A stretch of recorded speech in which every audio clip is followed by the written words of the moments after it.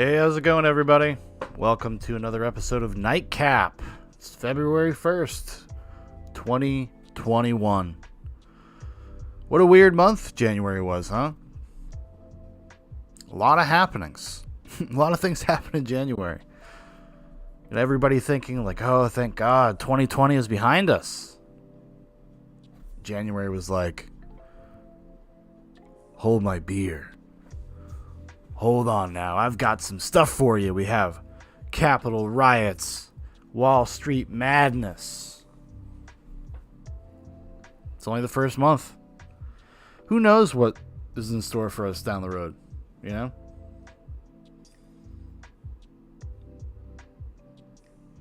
Who knows? Unprecedented times we live in, ladies and germs. But yeah, you know, we're just going to keep doing what we're doing. Trying to get by, exploring the weirdness of the internet, the weirdness of subcultures. You know, find how close to the edge we are in terms of just ultimate self-destruction as a culture. All the warning signs are there, and that's kind of what this has morphed into a little bit. You know, we talk about that kind of stuff a lot. You know, watching vlogs, looking at the way kind of people orientate themselves in the modern landscape from all different walks of life. My wife sent me a video she wanted me to check out, or she thought would be good content for NIGHTCAP, and it deals with people that identify as unicorns. You know, we've all seen the things over the years how people identify as pups, wearing weird BDSM pup outfits. You know, maybe we'll get into some of that. But unfortunately, the video is from Vice. And I'm not sure what the copyright claim situation would be with that. You know, we'll give it a try in a little bit. But I just kind of want to ease into the night. I had kind of I'm very tired for some reason. Just, you know, every once in a while, just life catches up with you. You know, I do most of all the Zubok stuff at night. But I still have like a regular life during the day. It's not like, oh, I just get to switch off and sleep all day and whatever. So these late nights, they do catch up with me every once in a while. Today was one of those days. I took a nap for one of the first times in, God, it feels like months. I actually got like a nap in, and I didn't want to wake up. It was like 5 o'clock in the afternoon. I was stirred from my slumber. My wife trying to help me out, not let me sleep until 7 or 8. And man, I could have kept sleeping though. I really could. I woke up kind of like in a weird fog. Borderline grumpy. I never tipped over into grumpitude, but I was right on the edge, right on the precipice. So yeah, let's just jump in. Let's just get, you know, start light, start fun. I think we're going to get into some other stuff and some personal happenings that have people leaving comments for my videos from the MGTOW community. We're going to get into one in particular, and this guy has his own vlog.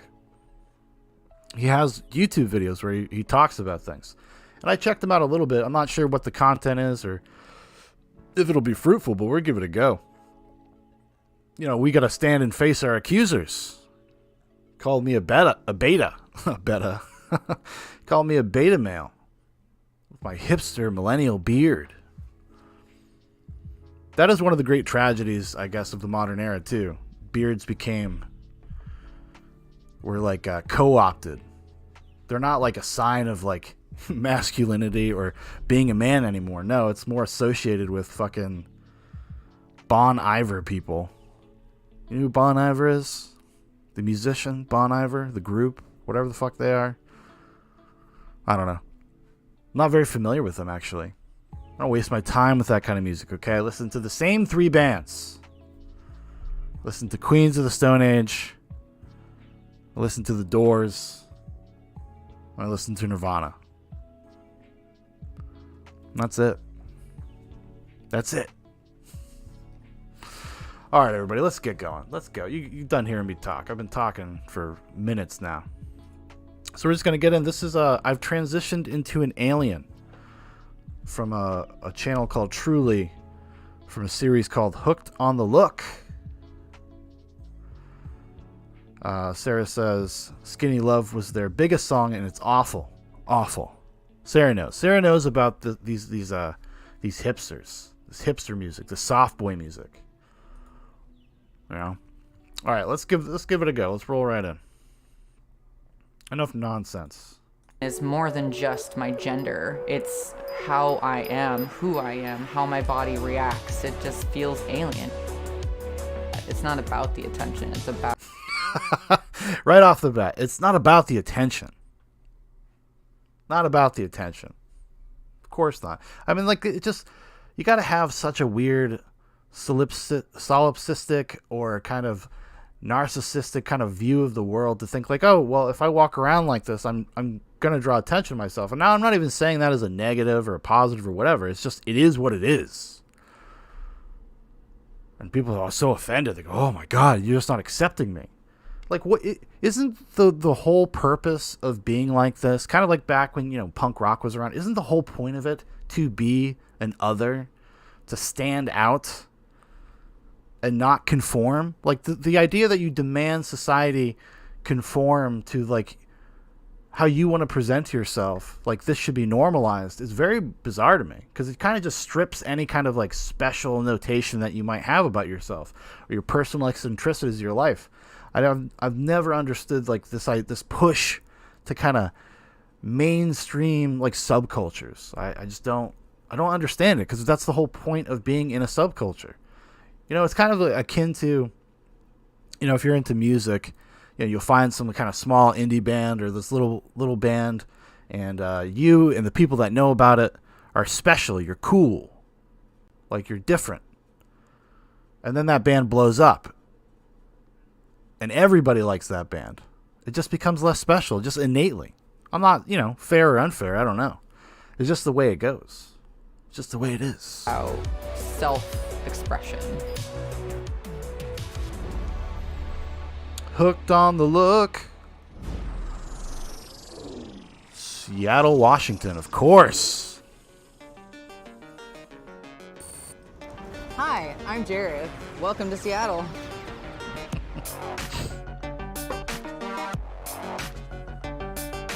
My name... It's like, imagine if David Bowie, like back in the Ziggy Stardust era, like came out and like demanded that people just normalize his look and his behavior. Like, that was the whole point. The whole point of it was not to be like everybody else. Something unique. Just because this person, they have named themselves Jareth, which is a David Bowie reference, if you've ever seen the film Labyrinth. Just saying. My name is Jareth Nebula, and I am an agender alien. I am 33 years old. I have a significant amount of body modifications, 78 stars all over my body. I am going to stop at 333 stars. I also have dull joints. I also have this upside down triangle here, silver from the periodic table on my right arm.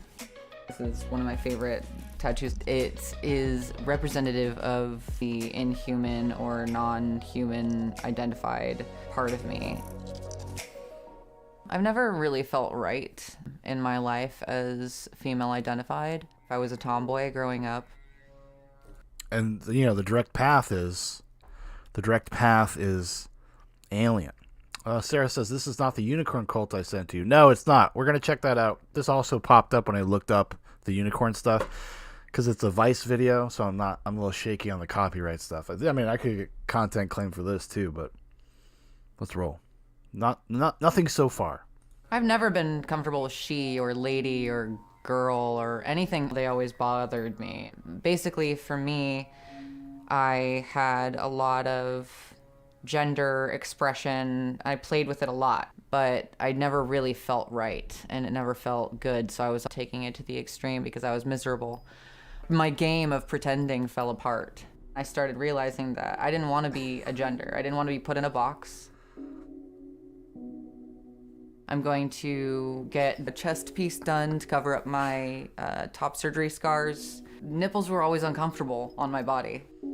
I had Jesus. both my breasts removed and my nipples, so I have complete flat chest. I mean, how can this, not being cruel or anything like that, but how is this not like a form of some kind of form of mental illness? Because this is like body modification, body maiming. I don't know. Like, maybe saying things like this are just like the next part of human progress, human evolution. I mean, these people hurt themselves in irrevocable ways. Very strange. The pain is worth it.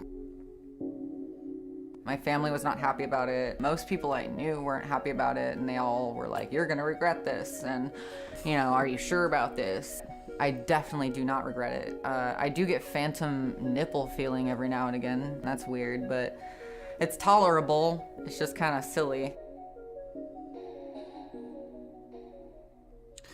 Because this is basically something you would see like in cyberpunk fiction. But the thing about cyberpunk fiction is it is a dystopia.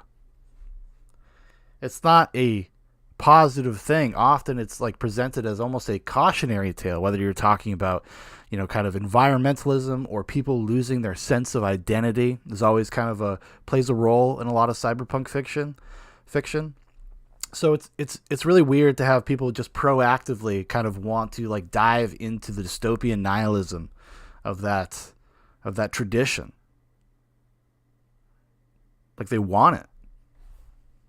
They want everything to be completely decontextualized, deconstructed. Nothing means anything. Everything is just about self-projection. Anything can mean anything. Whatever you want it to mean. Nobody has to comport to a shared reality. It's very destructive. I'm saying it's not good. Hot take, not good.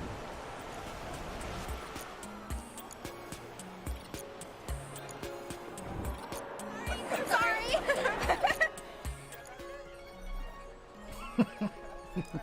With the walking cane. So I was diagnosed with Ehlers-Danlos syndrome, a connective tissue disorder. I have to walk with a cane most of the time.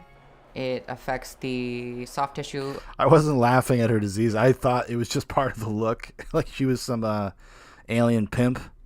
Of the body. So basically it makes all of the tendons and ligaments too loose and stretchy. One of the issues that I have a lot is my hip dislocating, probably twice a week. My disability makes me feel like I shouldn't have been born in a human body.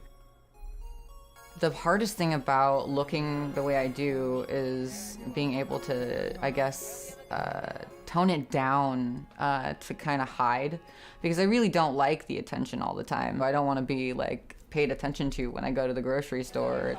Like not right this second. Sometimes I do like being paid attention to. When you go to conventions, you dress up in these elaborate cosplays and, Japanese fashion and crazy outfits, and you want people to look at you. This whole look is fabulous. I love your earrings so much. I got them on Etsy. Oh. Sometimes it can get a little overwhelming. I love your everything. Yeah, everything about you is Thank you. I saw you from like a distance. I'm like, really hard to get more stuff like that. I got this shirt too. I should have worn it. This is my favorite Pastel Pixie shirt. Like, period. Oh, I can't get over how cool you look. Seriously. The thing about this stuff that we've detected copyrighted audio and video. There we go.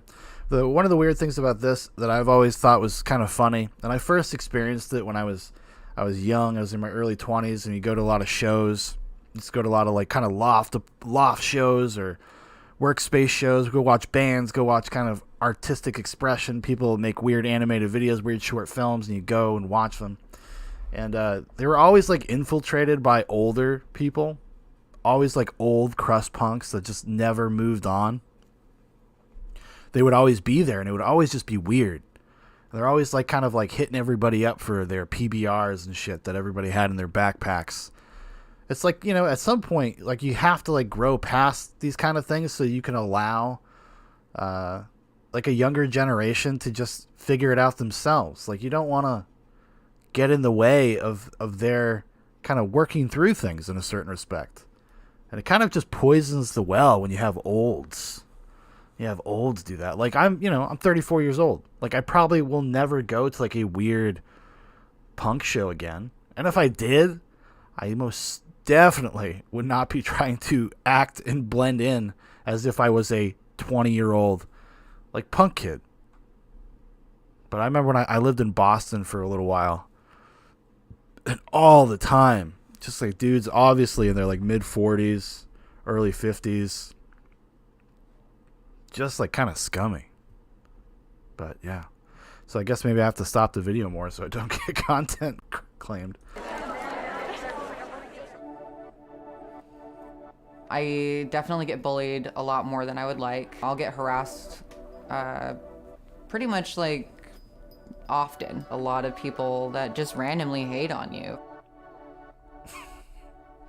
You'll never be anything but a little girl. Or, you know, your parents must really hate you. So oh no, I fucked it up. This is classic. Classic me. Good, we're almost done. This is painful. I wanted to pause on that message. See here. You'll never be anything but a little girl. Or, you know, your parents must really hate you. So what's this? I feel so sad for you. I am so sorry. I will definitely pray for you. You're so lost. A lost little girl. So much pain you have to make you hide so hard and all that ridiculousness. Well, you know, probably not completely wrong, right? In terms of, like, you are trying to obfuscate this kind of this personal internal feeling that you feel by adding all of this shit to your person. I'm not saying, you know, I would never feel inclined to, like, run out and you know, I don't like just like fuck with weirdos on the internet or anything. It's just not my cup of tea. I like to have fun trolling and stuff, but, like, I like it to be, you know, fun. So, like, I don't know. I would never ever you see this person in public and shout something at them or treat them poorly or anything like that. That's just not how I am. But you have to imagine there is some sort of expectation. I guess more people should just be like me. Sit down and talk to these people. Have a real conversation. Try to figure out what the fuck is going on, and not in an aggressive way.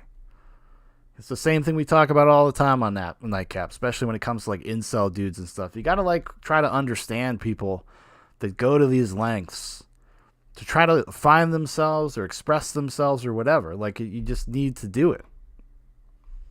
Like, if we're ever going to make it out, if we're ever going to make it off the precipice, off the edge, you kind of have to do that for your fellow human. It's like necessary work in a weird way. A lot of people don't realize that, you know, that can really harm someone. They don't ask your side of things. They don't take your perspective into consideration.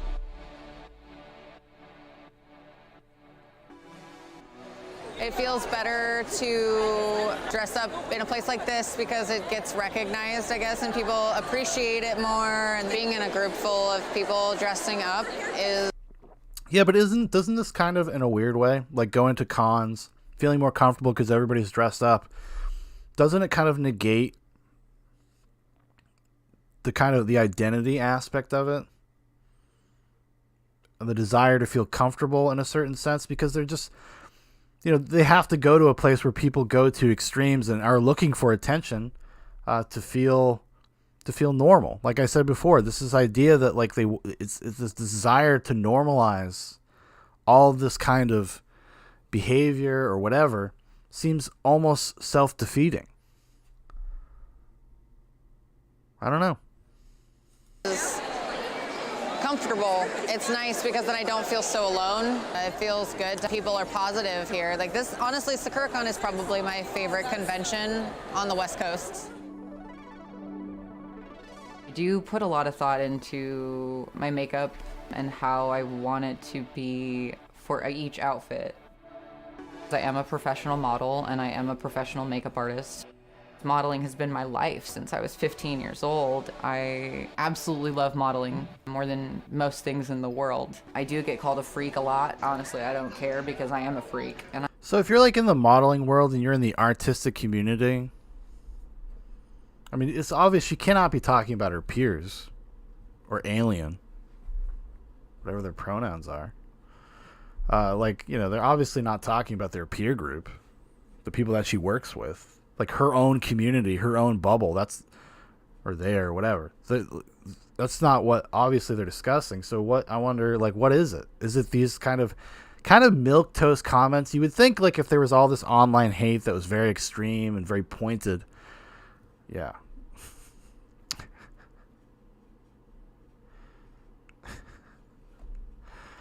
We'll see if it comes back. God damn it.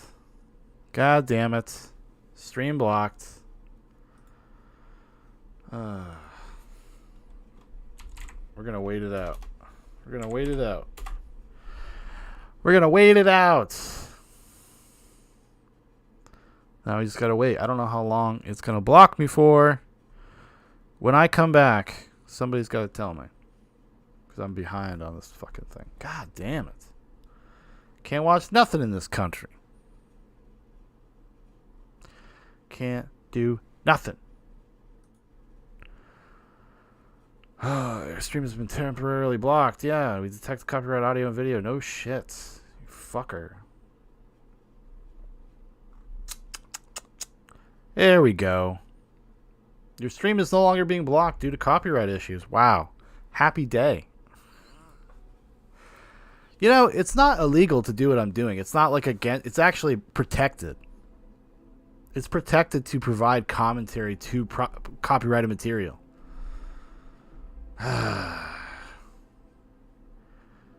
Like, you know, so lame. Lame. But anyways, we made it pretty close to the end. Hack the Planet is right. Gonna call Evangelina. I think I just got an email about it too. Is to say, oh, you've been copyrighted. Yep, I did. Very diligent, YouTube. Fucking, you know, we might have to take NIGHTCAP onto like D Live or this new one Trovo or something, because I have a feeling their content moderation is not as stringent. Probably get away with a lot of stuff there.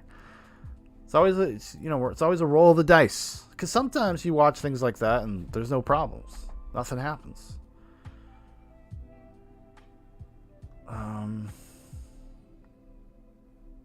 Like, okay, well, you know, we're gonna try another one. Some more completely well-rounded normal people. We'll give it a go. I don't know. This could boink the stream though. Well, if it boinks the stream, you know, maybe I'll hop over to D Live or something. I did set up an account just in case a while ago. Either that or just call it an early night and just be like, well, guys, I tried. All right. Let's see what happens. Very exciting. I'm on the edge. Living on the edge. This one's called Ponies on the Delta. Pony Play Festival in New Orleans. I wonder what could be in store.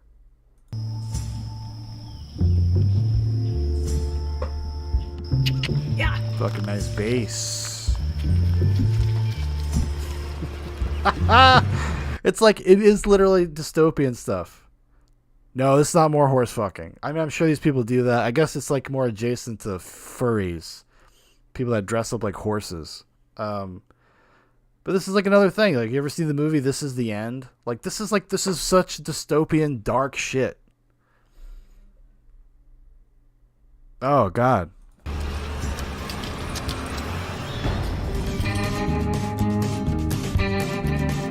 Yeehaw! Now I'm going to stop every like 10 seconds now. Yeehaw! Oh, look, he's got a bit in his mouth. Very committed to the bit. Huh?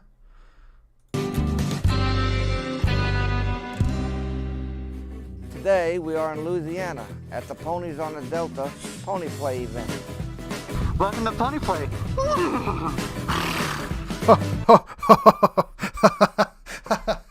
Imagine somebody walking up to you and doing that. That's like the beginning of a nightmare. Sarah says, I saw an entire show about this, literally walking into supply stores asking for bit fittings for themselves. Yeah, I have seen that too. This is a little bit older of a thing. It was like kind of, it was a zeitgeist thing that was, I think maybe even like TLC might have done like some sort of weird expose about it, but. Ready, go! Yeah!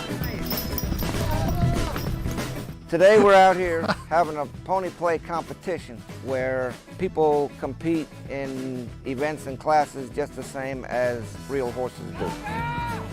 Just the same. It's the same. Yeah. Like, it's like those dudes from the Animal Passions when they're like watching all the horses at the fucking fence. Like, these people are fucking hard as rocks. I doubt they're probably not going to get into their kind of, I wonder if they get into any of their like proclivities or whatever. I doubt that they do. Because oftentimes you find something like this and they're like, oh, it's different. It's an expression of ourselves. It's like spiritual. But really, it's just about you like fucking animals or being like kind of decadent, deviant, hedonistic behavior. It's very rarely just like, it's just something we like to do. We've connected in a different way. Don't you understand? Don't you get it? These events are very competitive. Just like a regular horse show event. Okay, like look at this dude. Look at this dude. You think this guy looks like some sort of well-adjusted member of society? It's a guy who's probably works in an office somewhere, who probably works in a cubicle, hates his fucking life, and this is everything to him. This is it.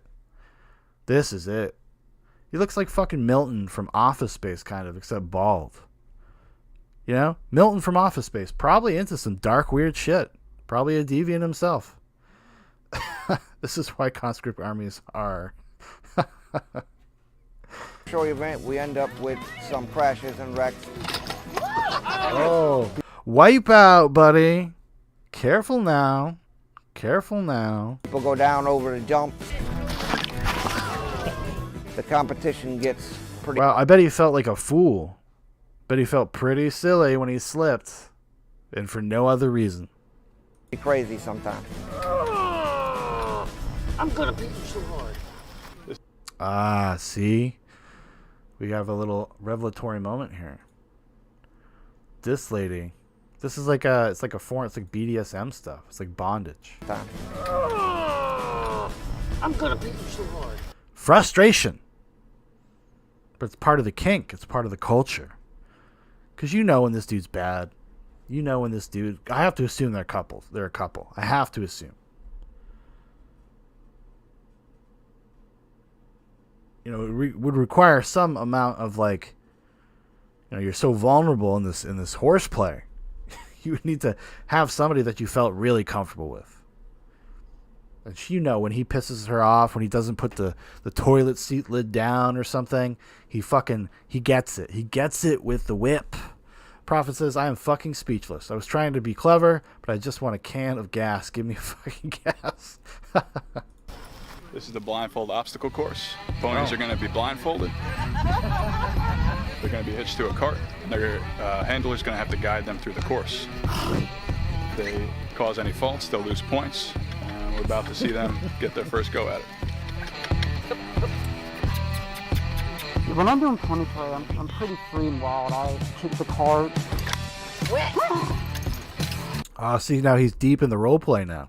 Because now he gets to put the mask on and all of other reality, objective reality, washes away, and now he is just the pony.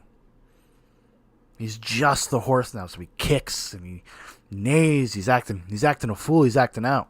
Because you know he likes getting hit with that crop. You know he likes that shit. So he's trying to kind of instigate it. It's like, oh, I'm just a bad boy. This is a bad pony. That was the handler, you know, and really just try to give him a really hard time. Better get control of your animal, lady. I don't need him fucking running around hurting anybody. Paul says, yo, bring back the Russian dude with the fuck dog. We'll have to check in on him. Gotta see how that story develops. So they really have to try to keep us to obey, but it usually doesn't work in their favor.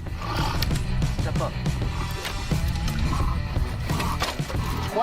I really just fall into that space, and I'm a pony when I do that. So I'm free, I run around, I gallop, I jump, I snort, I whinny, and I nuzzle, and I get the hit. Like, you know, these are all guys that work in like computer tech stuff.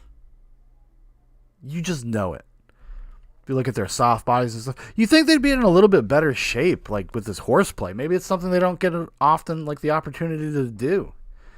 If you're like running around doing obstacle courses and stuff, I feel like you burn some calories. You know? It's a pony.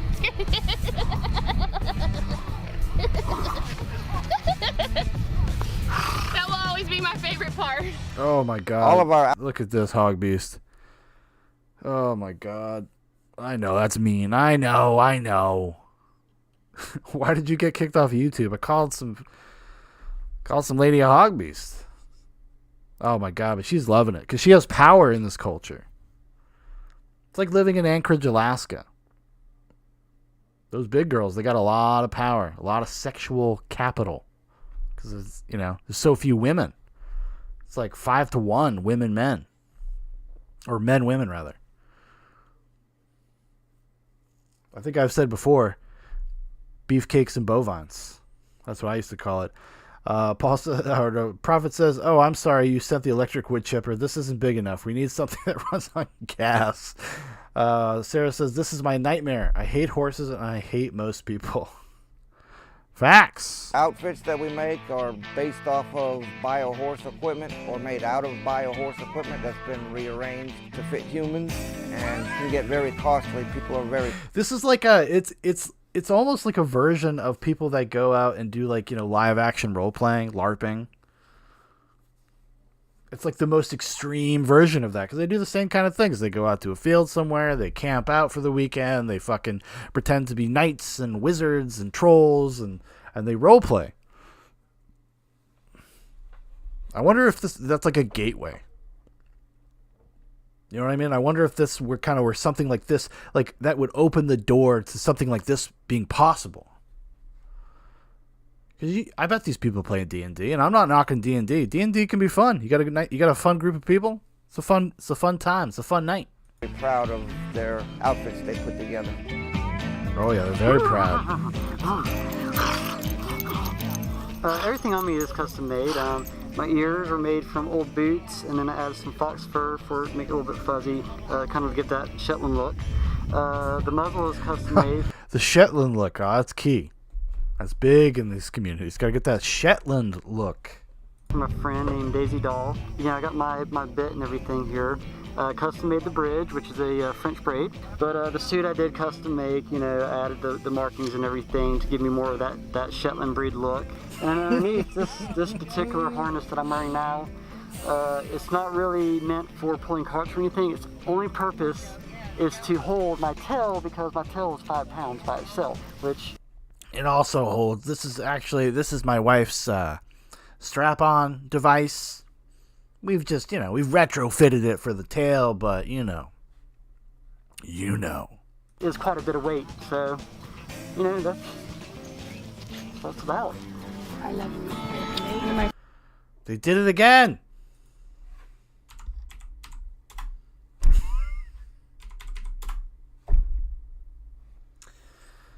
Wow.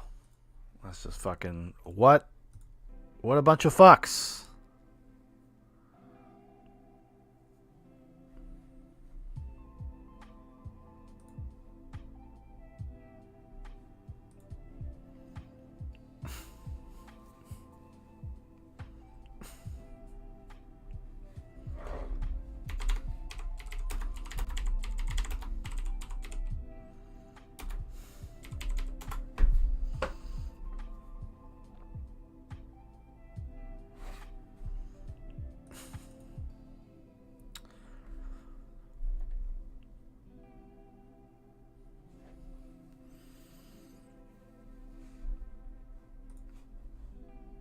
I don't know when I'm going to be back.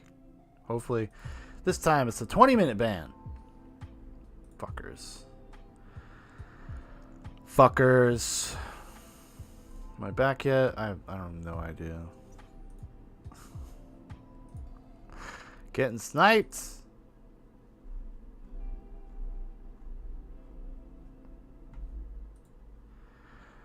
God, this is a long one.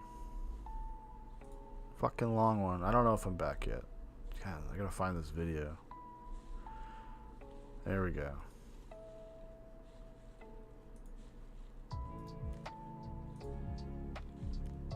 Here for our standard fuck part. Come on, come back.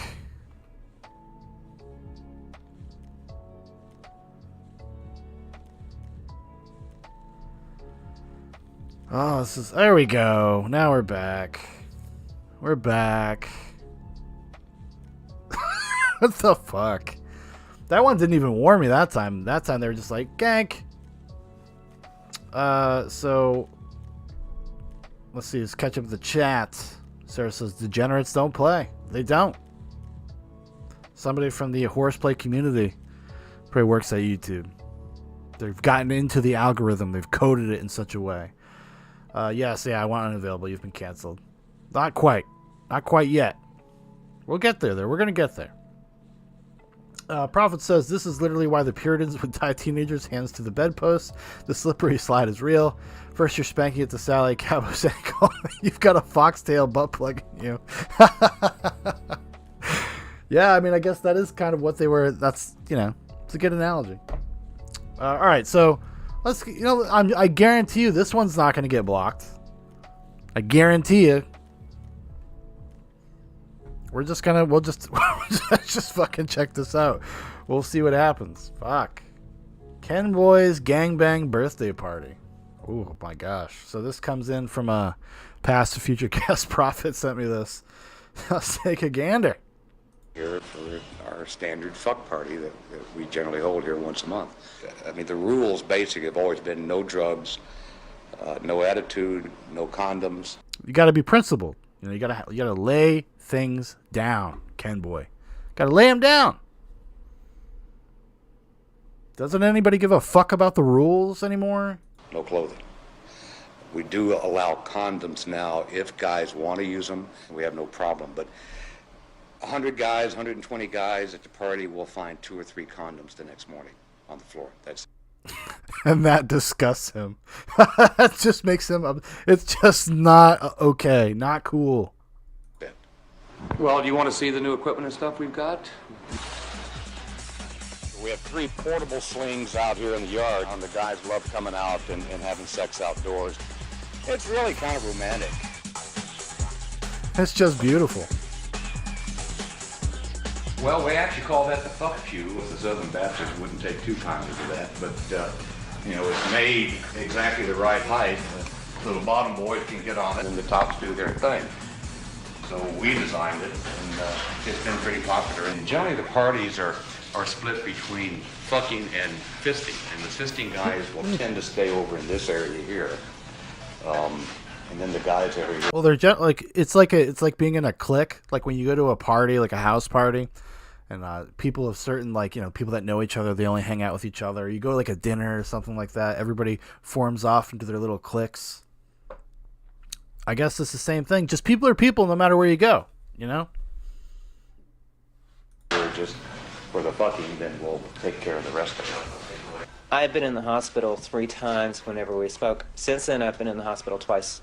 Parties are very popular, and there's no judgments made one way or the other about the type of sex that the guys are going to have. And Bill will say that barebacking didn't have anything to do with it. However, I somewhat disagree. But the action is pretty hot and heavy here. It starts just almost immediately. I mean, is there anything more hot and heavy than having a guy's fist up your ass? That's pretty hot and heavy. Sarah says, oh, Lordy, I feel like this was on the show Real Sex. It does seem like a segment that would have been on Real Sex, 100%. I still do it. It's my choice. I enjoy it. I don't like to use a condom. There are a lot of dangers to barebacking. I don't play at the parties as much as I used to because I do tend to get sick easier than most people. And some of the probably because of my lowered immune system for unrelated reasons.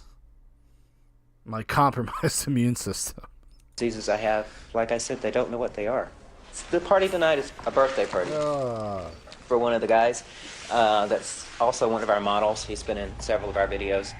And we're going to set this room up so that we can film it. He wants us to shoot his birthday party. And he's going to be here in the... Well, you want to do something like that. You want to preserve these kind of memories forever, for life. You know? 10 years from now? Oh, God. I remember my 40th birthday party. Wow. Come on. Come check it out. Check out this tape. The sling, and guys will just come in and have sex with him. Okay, open your present. There it is. It looks horrific. It's like nightmare fuel. Like, yeah, so we're gonna strap you to this chair, and then people are just gonna kind of do whatever they want. And you know, dudes, like, you can't trust dudes with that kind of power. You just can't do it. Shouldn't be allowed. Maybe this is what Stanley Kubrick should have made his movie Eyes Wide Shut about. Is it Ken's gangbang birthday party? Woo! And here, this is going to be his birthday present, I guess. They'll just kind of open these drapes and unwrap their present. So, it's going to be a wild time. That's what we call... Hold on. See what he does here. Wrap their present. Assuming the position. Locked and loaded. Fucking ready to be rocked. It's going to be a wild time. As you can see, it's a small room, so we're not going to be able to get probably 12 people in here at a time. And I will be 28 on the 7th of August. I'm not worried right now. Do you think it's like a candle, like when people do birthday candles? You know? If you turn 30, whatever, people put 30 candles on here. He's 28. He's going to need 30 dicks. 30 loads. 28 loads. What a trooper. About getting anything else, like any STDs, because I want to have fun right now. I don't want to have to worry about it. Hopefully it'll be around 300 people. Hope they show up. Well, I hope they show it for him too. You know, that would be really disappointing. It's his birthday. It's his birthday after all. Re-uploaded since the original was deleted. Wow. And it's just, this is the only video this guy has uploaded to. This is it. Just this one. A channel with a singular purpose. To celebrate Ken Boy's birthday. God bless him. God bless him. Here for our... Such a... I really love the first part of the video because it's so matter of fact. It's so like they're setting the rules down. The larger documentary, The Gift, is even more nightmarish. Is that on here? Probably not on about chasing some AIDS. Really? Well, that definitely sounds interesting. The Gift documentary. The Gift HIV documentary. That shit is here. I guarantee you we get away with that. Ooh. Okay. You know what? We're going to roll with this for a minute. So this is the great thing about NIGHTCAP. You never know where you're going to go. I was going to watch a fucking RoboCop cartoon.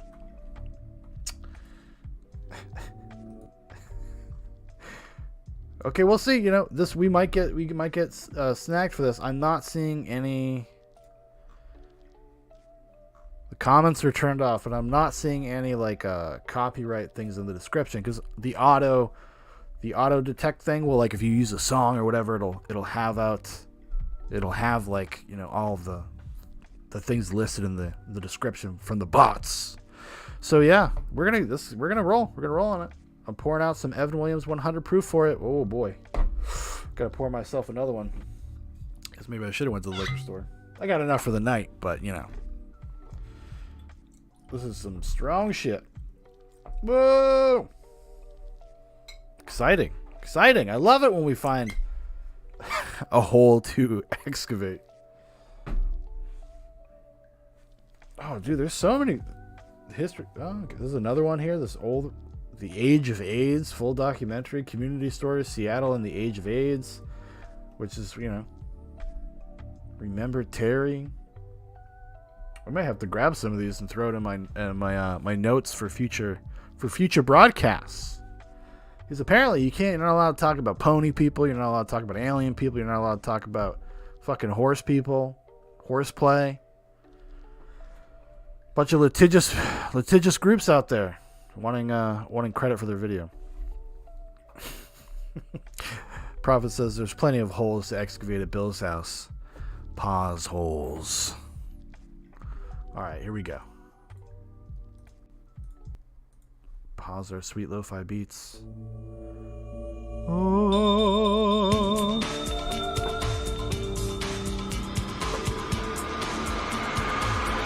Everyone has AIDS. Break it down now.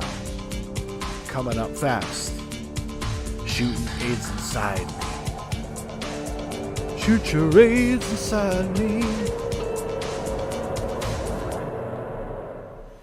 When I thought being positive was a positive thing,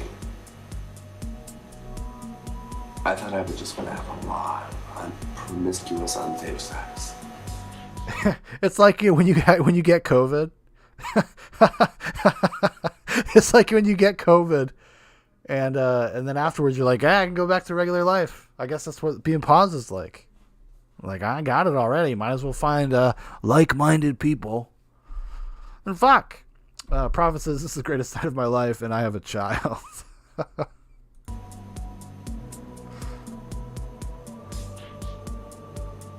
think he has regrets. I didn't know it was going to change so fast. No one told me. That you became a pariah? When was this documentary made? Doesn't say. I'll look it up over here. The gift pulls you in because it seems like it's like the biggest box of the whole room of presents. 2003. The best bow. It's got the best ribbon. Okay. And it looks like the biggest. This is made in 2003. Like, these guys got to live in some sort of vacuum bubble. If in 2003, we'll say this is filmed 1999 to 2002 or something. It's a documentary. And you don't fucking know the implications of getting AIDS. Getting HIV, rather. What the fuck are you doing? I guess I'm the funnest. And you open it up, and it's just like a ball of nothing, and it just sucks all the life from you. Give me the gift. Then I won't have to worry about it no more. I have one friend who is always like, I want to be like all you guys. You know, you all have it, and I don't. What's wrong with me? You know, I want to go out there and get it. They want to be in the in crowd. It definitely. It's like a cult. I mean, even the phrase calling it the gift has a lot of weird connotations. Definitely is not a gift to get it. I would definitely be gifted if I didn't have it. I have no desire to give this gift to anybody. Some people have even said, you know, oh, I'll give you your death.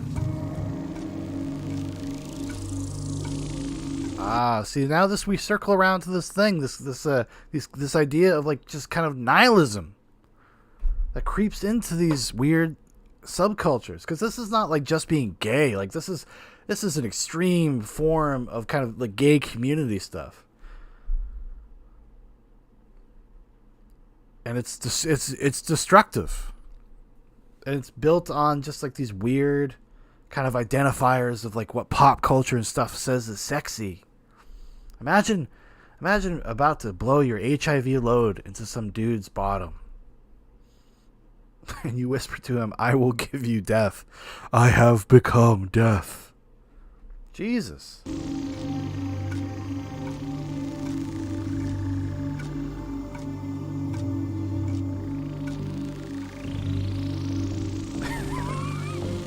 Oh my god. Holy shit. Hold on. I know we're just starting here and this is a gift that keeps on giving. That is that's a dick gun. Wow. Dude. When Big Paul and I get back together and make music again, I feel like that's our first album cover. It's gonna be called The Gift.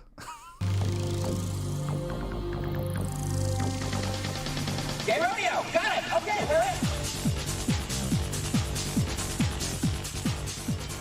I'm very aware of the barebacking parties that are going along. I'm disgusted by them. It's like the silent killer because no one talks about it. Again, this comes out in 2003. What do you mean nobody talks about it? Is this, I guess, maybe amidst like the gay community? I mean, as a heterosexual, just kind of normie person, like the idea of like HIV and AIDS, especially during the 90s, growing up and going to school and stuff like that, it's drilled into your head pretty intensely. No one asked me if I'm positive or not. No one cares. Just because they're positive and I'm positive doesn't mean you can have unprotected sex.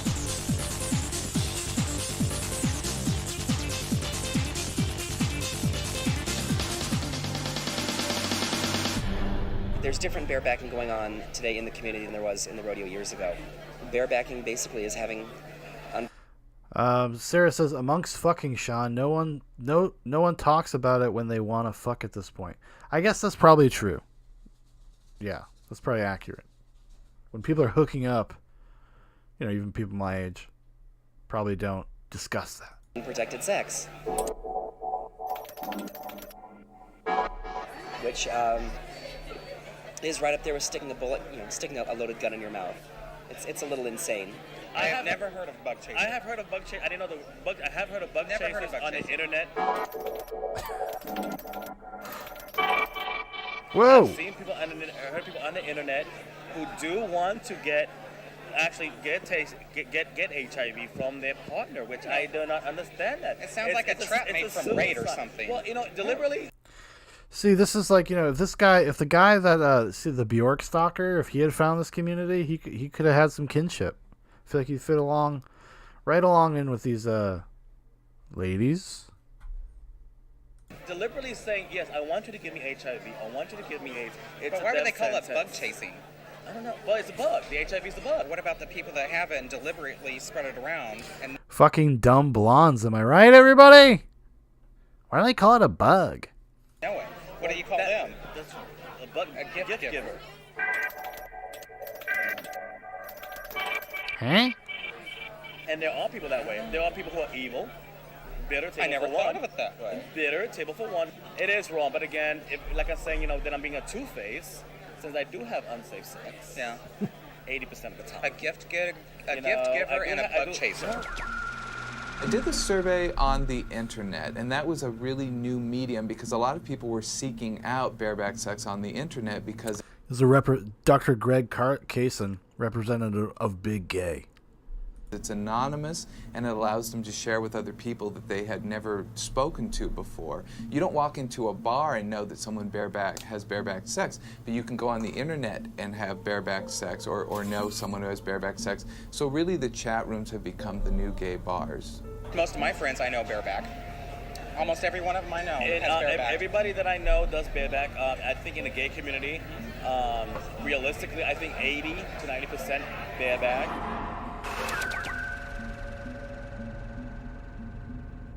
You're in my dungeon, talking about bareback.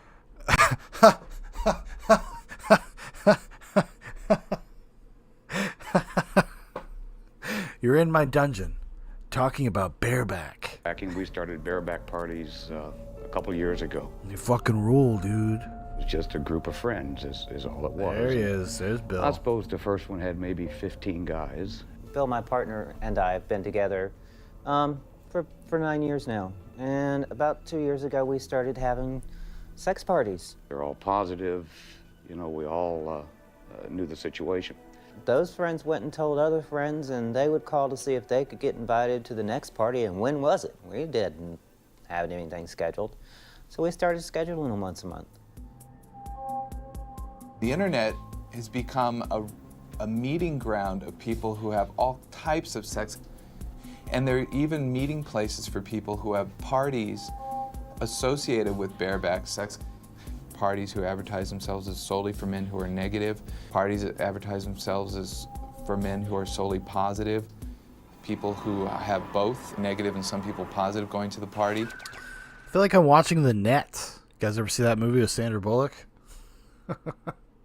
The last party we had here in the dungeon, we had 167 guys. Jesus! That were here. We probably turned down 50 or 60. Okay, so what's the criteria for turning them down? Is it like a room thing? No pun intended. But like, what's the criteria? Do you think there are people that they're just like, nah, dude, no. Or like, make an effort. Listen, Chuck, make an effort, dude. Fucking do a crunch every once in a while. Maybe lift a weight.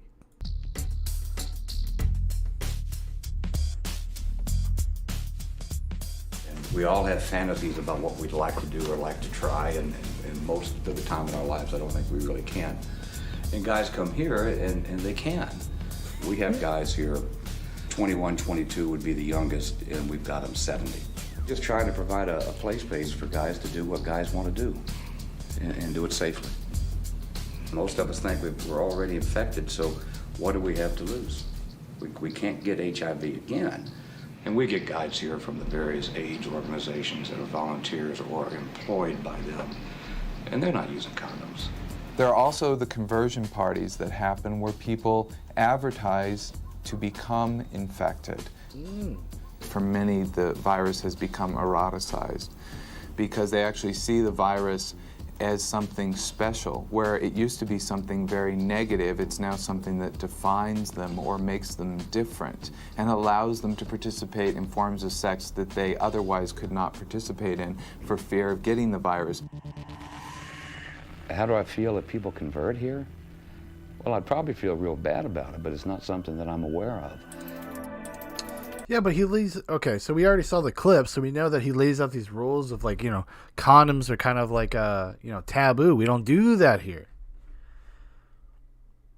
So what do you mean? Like, that's... Guy's obviously just full of shit. He's obviously lying. Bill, what are you doing, buddy? We don't have a disclaimer at the parties. The attorneys have said we probably ought to have. But what we tell the guys is that you just have to assume that everybody here at the party is positive, and therefore you need to act responsibly or accordingly to your particular situation.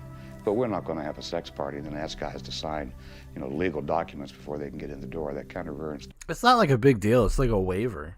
It's just like literally a piece of paper. It's like a gentleman's agreement type thing. So if they ever come back and try to sue you, like, yo, I got fucking AIDS at Ken Boy's birthday gangbang bash. It's really not he's about the aura. He's about the atmosphere. He's like, oh no, dude, we want you to, as soon as you come in the door, we're ready to go. Clap those cheeks. That's all we want you to think about. It's law for that waiver. It probably is now, maybe not back then. Lawyer. I'm just joking. I love you. The mood. The fantasy isn't that either you're going to kill this guy or that you're going to be killed by this guy.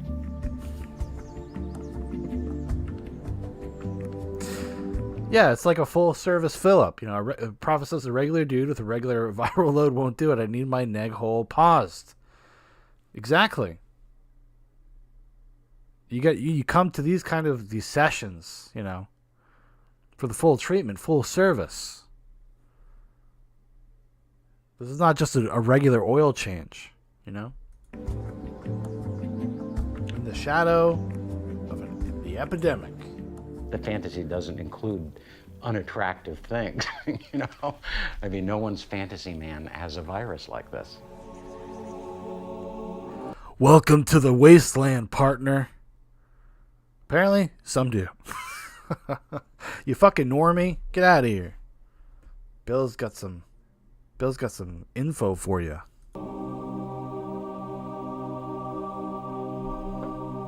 He just got AIDS right there. It's just been delivered to him. See? Delivery system activate. Oh my god.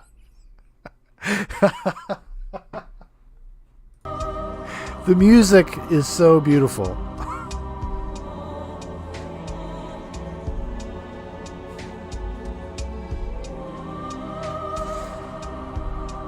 He came inside me, he must be negative. What do you know?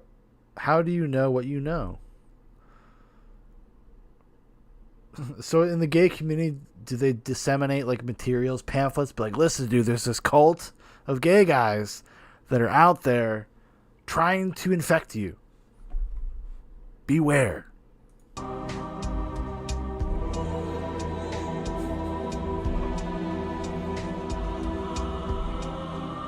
The message is so muddled at this point that I think it's fair to say we're just not even doing prevention. There's a recent thing from the San Francisco AIDS Foundation about how do you know what you know? Which actually, a fun factoid, they have decriminalized not telling your partner, your boyfriend, whether or not you have you're HIV positive. It was a criminal offense. And now I believe it's a misdemeanor that often you could possibly come with a small fine in California, where it seems like this is happening. Some food for thought. What does that mean?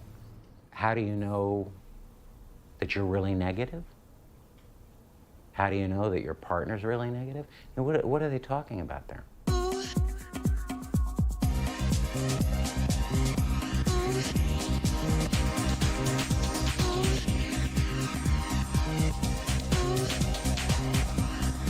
Sarah would risk AIDS.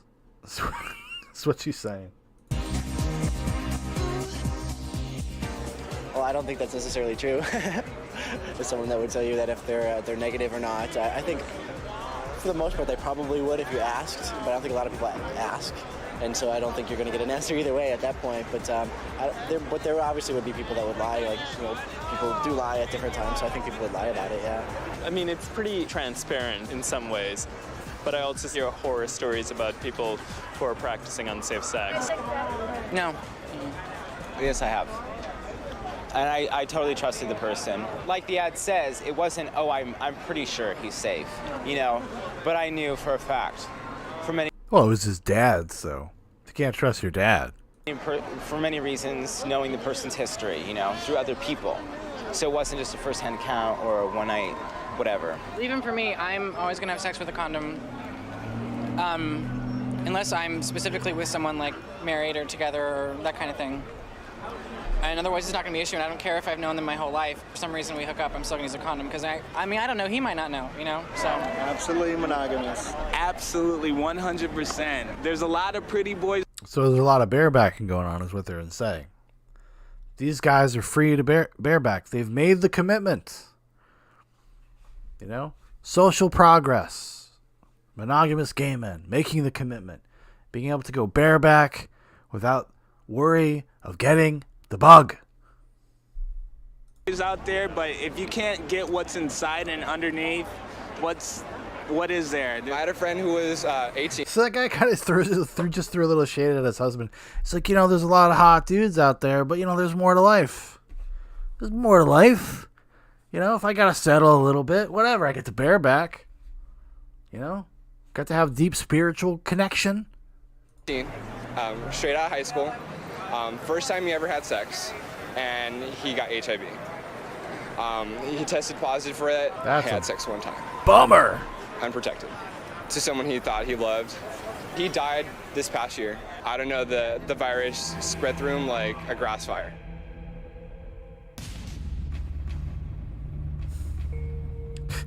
This is the interview with his dad and his uncles. A 24-year-old friend of mine called me, and he was in tears because he had just tested positive. Also, hey everybody, no copyright claim. Prophet says, I'm not going to get my neg hole POZ bareback, but I'll die defending your right to suck up the gift like a sponge. And I did all the politically correct things. I was compassionate and supportive. I said, you're not going to die anytime soon. I hung up the phone, and I'm sorry, but the first thing that went through my mind was, you dumb ass.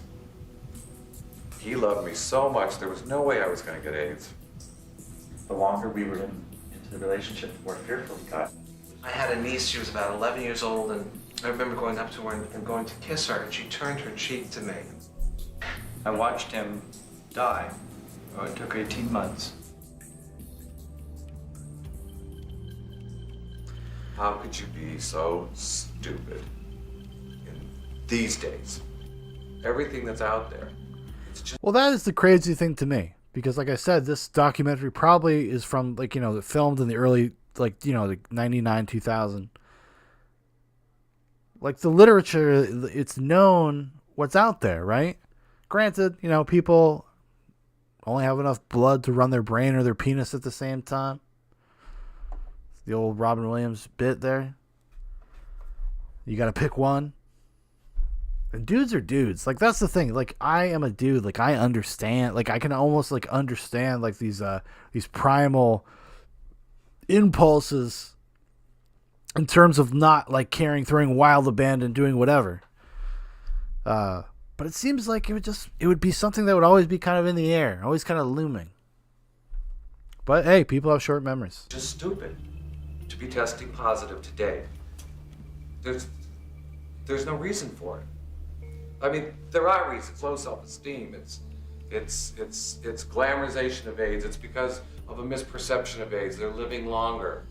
We're living longer. This guy is like very anti the film Philadelphia. He finds it disgusting propaganda. And we don't have the outside obvious signs of it. We're faking it. We're getting real good at faking it, but we're dying inside.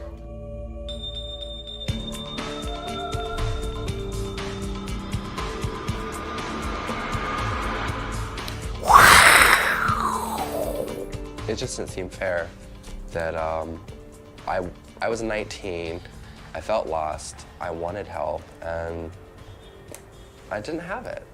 If someone came to the party and wanted to use condoms, it was a stigma. They were stigmatized. I mean, no one wanted to deal with them. It was like, well, let's put that freak in the corner, the one that wants to use condoms. So shouldn't growing up in DARE and AIDS awareness make me smarter than this? After all, okay, since here we fourth grade, go. my head had been pounded with just Here we say go. no and practiced abstinence.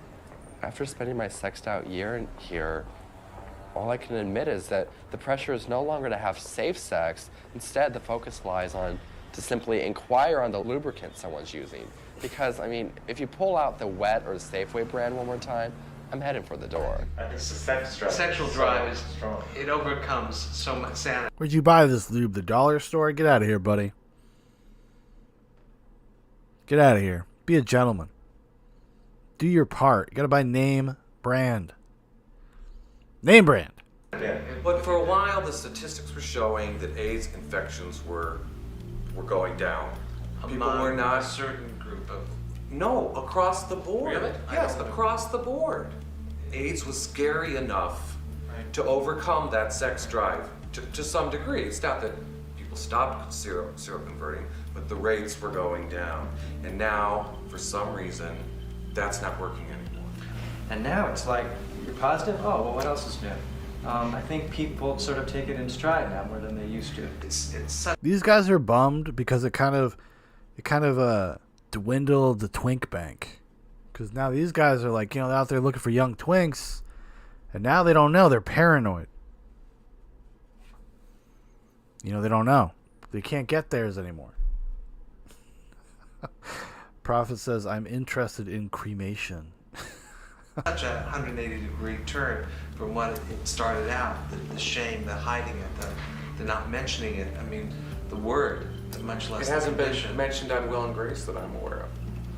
It's still not mentioned the way it should be mentioned because it's light. It's AIDS light now. When I started having unsafe sex, and people were like, wow, he's just cute and fun, 19-year-old who has unsafe sex, and he's funny and he's nice. He's a fucking super cool dude. Yeah, it becomes like everybody knows all like the predatory men. Because don't get it twisted, people. Men are we're predatory. You know.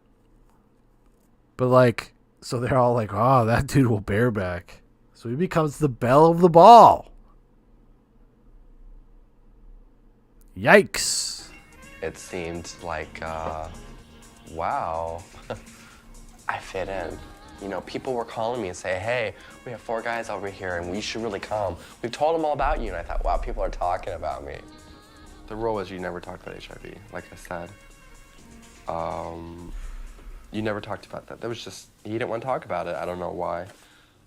I was desperate to have gay male friends, to make it work. And I was so different from all of them.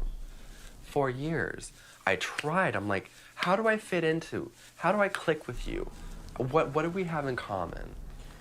See, this is what I talk about this all the time. I talked about it earlier tonight. Like, this is why you talk to people. Doesn't matter what walk of life, whatever. There are lost young people across the spectrum of every sexuality and disposition.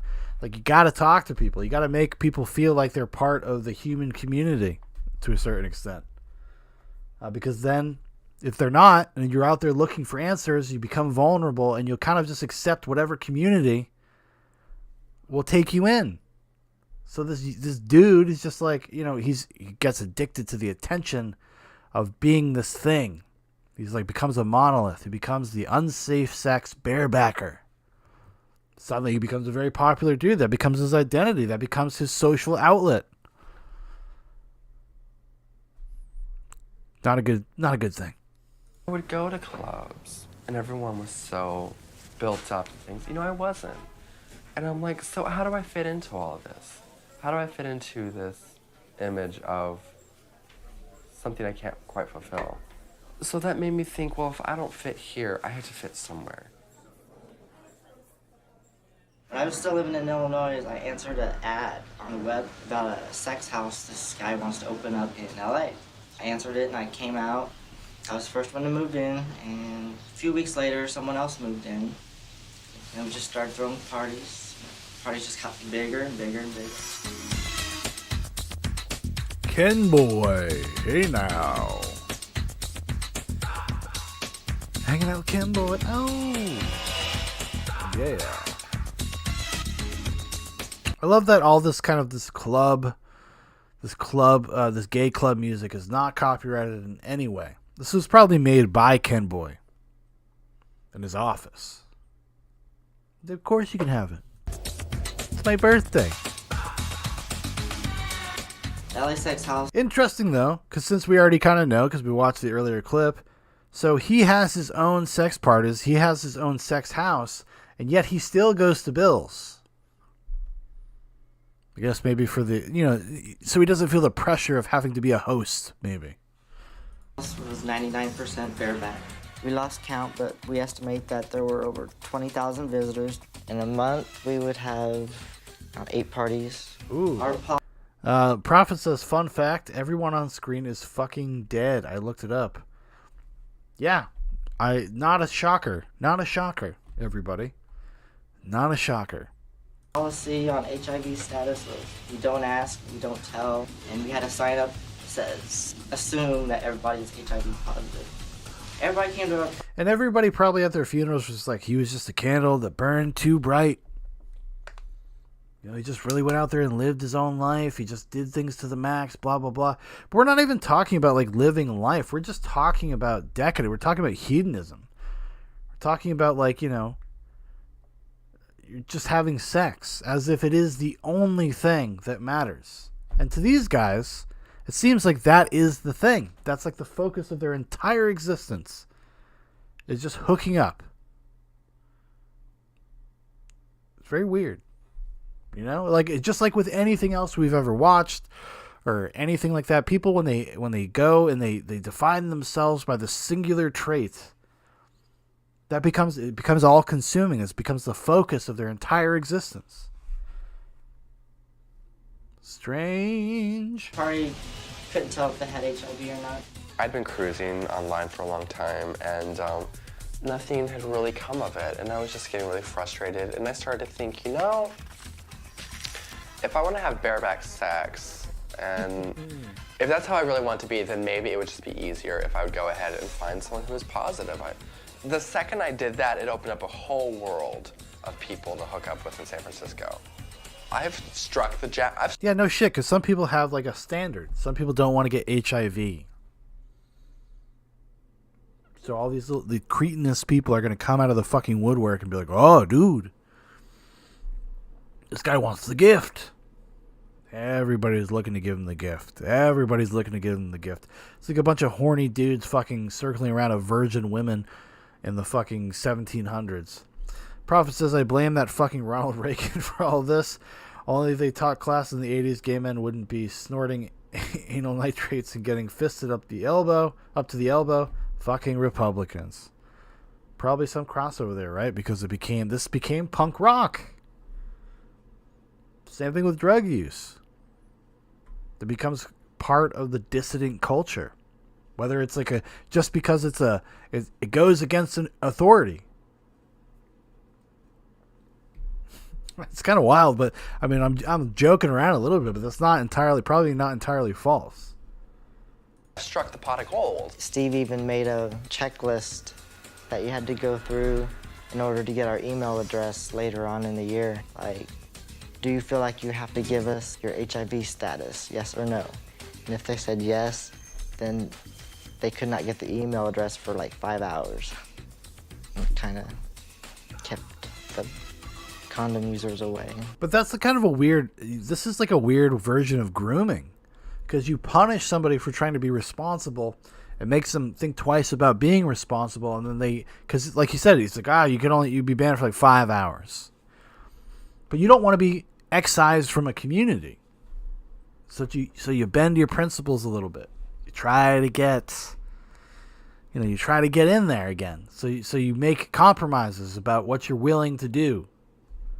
And they encourage that. They encourage a form of like kind of extremist behavior. Fucking kind of it's kind of evil. It's a little evil. It's a little devious because they probably pushed people that were kind of lost or didn't know what the fuck they were doing. They're on the internet. They're searching for a community. They think they find something. In the same way that I think like MGTOW guys are a cancer on fucking like the incel community. Because they get in these message boards and they fill these fucking 19-year-old kids with all sorts of bullshit about the world, and their very limited experience, their very limited perception of what a relationship or what women are. And they completely are, and then they're ruinous to these dudes. Like they form a worldview, and they do it because it's an assumed authority. They want to be part of the community. They don't want to fucking back off. They don't want to be excised. Really, I mean, that's, I just pulled a lot from that little quote, but that's there. That's what that is. Very gross. We did things that people dreamed of. No drugs, just lots of sex. It didn't take long before I stumbled upon the idea of bug chasing. People had talked. One person had talked to me about it on the phone line before I started hooking up with positive tops.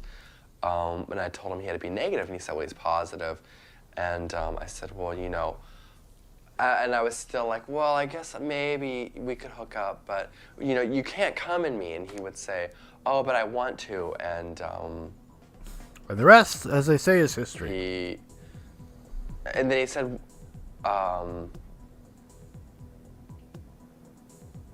sorry, it's hard. He would say, he said, well, he goes, no, I'll charge you up, and that's just really hard to say. I didn't know exactly what that meant. I knew he meant he would infect me, but I hadn't, and the idea sort of started to make sense and click together, but I kind of pushed away at it. The initial part of me said, no, that's not right. That's not what we do. Like, it's weird because they're interviewing a prostitute of sorts. I don't know. I'm not saying he charged money, but like he felt like this was his entryway into the culture and acceptance was to be a fucking bottom for as many people as he possibly could be. Like, it's not the standard deviation of probably like most gay men.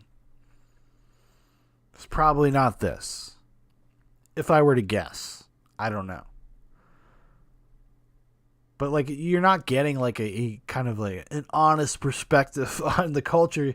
You're just kind of looking at like, you know, he was already set up to kind of fall. He set himself up to fall to a certain extent.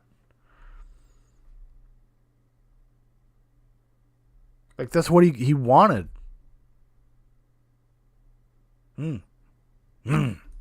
That's not how Doug runs his life. Doug aims to stay negative and live a long, healthy life. But something in me, I kind of went like, Dealing with the conflict about having a group of positive men over here, wanting to be supportive of them, wanting to tell them that HIV isn't the end of their lives, that there are possibilities and so on, and then taking this group of negative men over here and saying, listen guys, it's very important not to be like them. Before then, there were very explicit messages It's Gandhi. About not getting infected, about what happened to people when they got HIV and so on. And we had to stop doing that because it was frightening to positive men and it induced guilt in negative men. It felt rejecting. We never talk about the objective of prevention.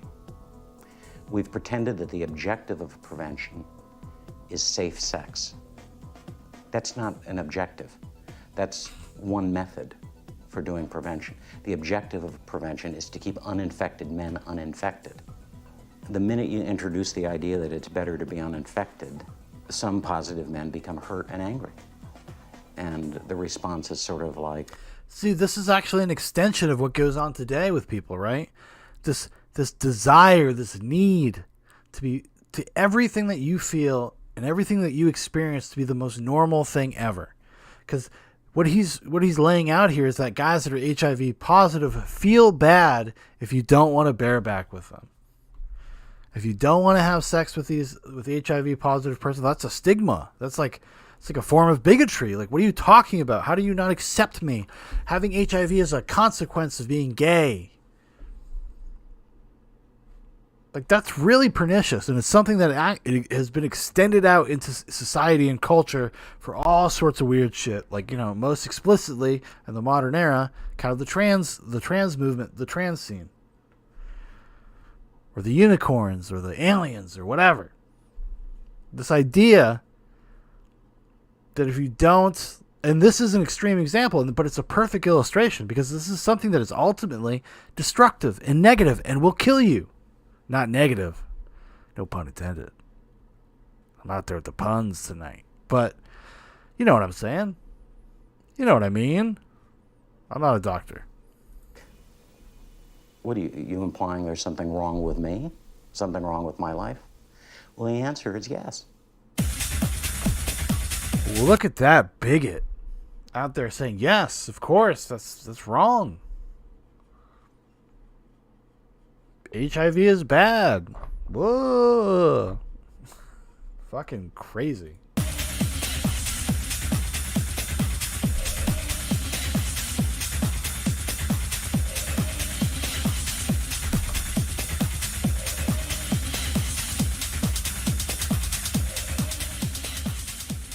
The guy who said he wanted to charge me up,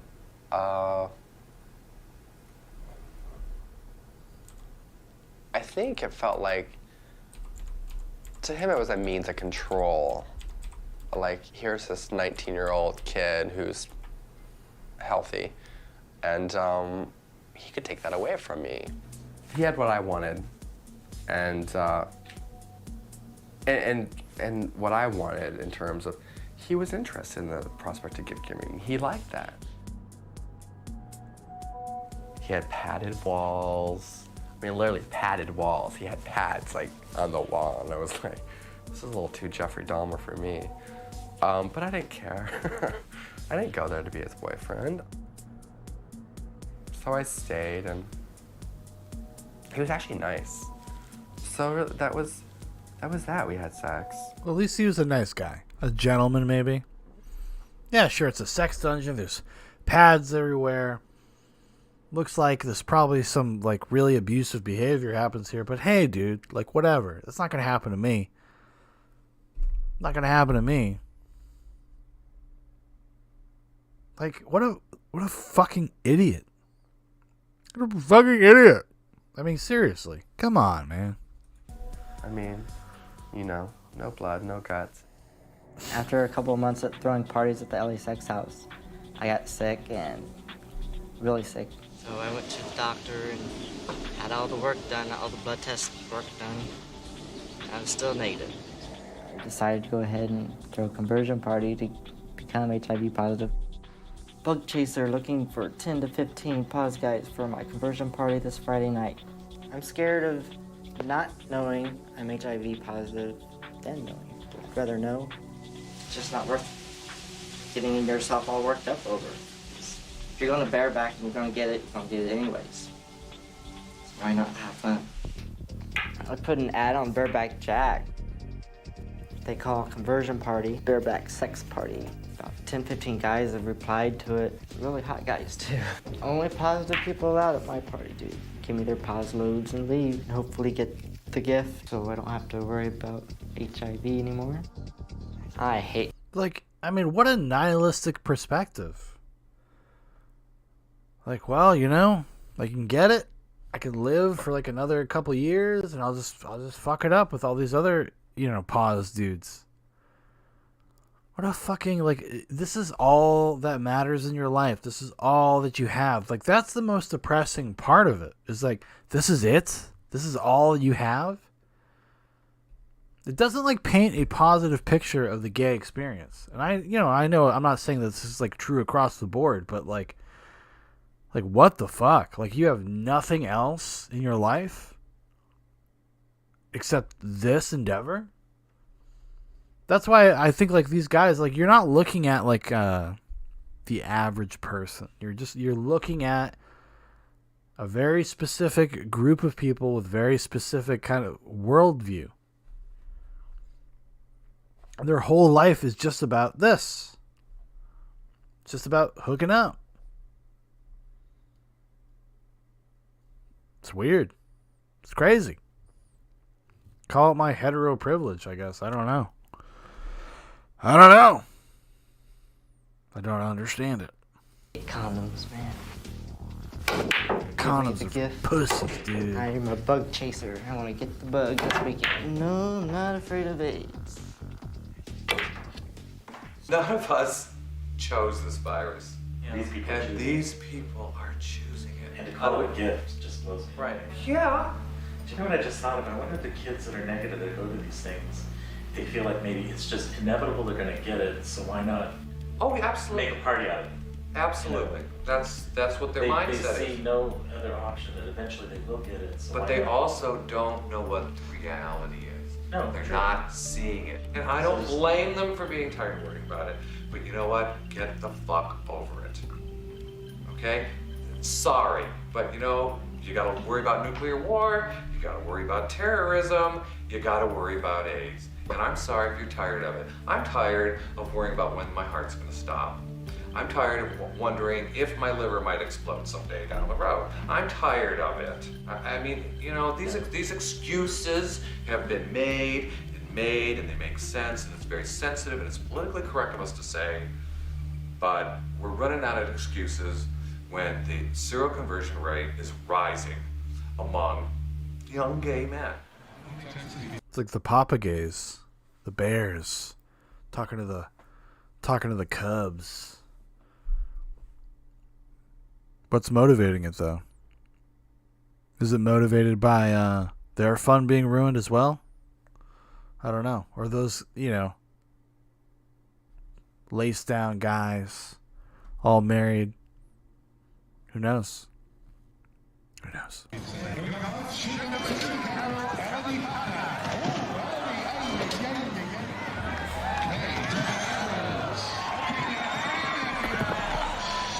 Planning a birthday party at Palm Springs, August 4th, Saturday. And there'll be about 100 guys there. It's all barebacking. If you are positive, and you don't use rubbers and you don't use protected sex, you will be infected with another person's virus. People know that, you know, it's not really a death sentence anymore, and there'll be a cure soon. I've known 3 people that have died because they had another partner that was HIV positive, and they decided, well, we're both positive, we can go ahead and have unprotected sex. One virus combined with the other virus together killed them. That's just science, right? Well, the idea that you can be reinfected with somebody else might have a more virulent strain of the virus that you react to more negatively. Just wild shit. Kind of prescient for the era we live in, though. A little weird. Before they met the person, they were fine. Inviting people off the internet that answers the ad and wants to come, so they have to send me a photo and their stats. And how could you live with yourself? What are your knowing that stats? You infected that person. Plus 12 to when charisma. It only took 1 second to put a Plus condom 3 on. HIV. 1 minute of the whole experience to put the condom on and feel reassured that you are a good person, that you do respect yourself, and most of all, you respect the person that you're with. Yeah, San Francisco. Happy Gay Pride, everybody! Fucking heck. We now have generations. And you know, it's funny. I've met and spoken to gay men that find these kind of things like ridiculous and repugnant to a certain extent, because it takes the idea that you're gay and the only thing that matters about your identity or who you are is the fact that you're gay and that you have sex. You have gay sex. It kind of just it reduces you down. It's like super pedantic, and it'd be interesting. It's just try to find if I could like interview somebody about that. It'd be interesting to hear their current perspective on that, but it's just not. It doesn't actually represent like the average gay person. Like it's like this very skewed version of it all. Who were virtually unconscious and became conscious in an era of HIV. Gay-friendly breeders. You come to San Francisco. Oh, don't you love that when a slur is reappropriated? We're taking the word breeder back, everybody. Just me, old man Joe. I look kind of. See if we can find the poster again. We now have generations who were virtually unconscious and became conscious. Like you don't have to do that to yourself. You don't have to like this weird fucking put down, take back. Like what the fuck is that? It's like so self-congratulatory and also just fucking dumb. Like, if somebody calls you a breeder in a negative connotation, go tell them to go fuck themselves. Tell them to say fuck you. The fuck does that mean? Like, so fucking stupid. That's the biggest problem with a lot of this stuff, and I think what this documentary is kind of talking about, and I've intimated before, is like it's completely nihilistic. It is not about creation. It's about nothing but yourself. And that's a really negative place to be in for your life. If you have nothing but just yourself and serving yourself, you're not trying to create anything, whether that's like a family or prosperation or being prosperous in a different direction. Like, it's so fucking frustrating. In an era of HIV. And you come to San Francisco to be gay, and HIV is just part of the scene. It's part of what it's about. You go to the Gay Pride Parade. I mean, it's all about AIDS.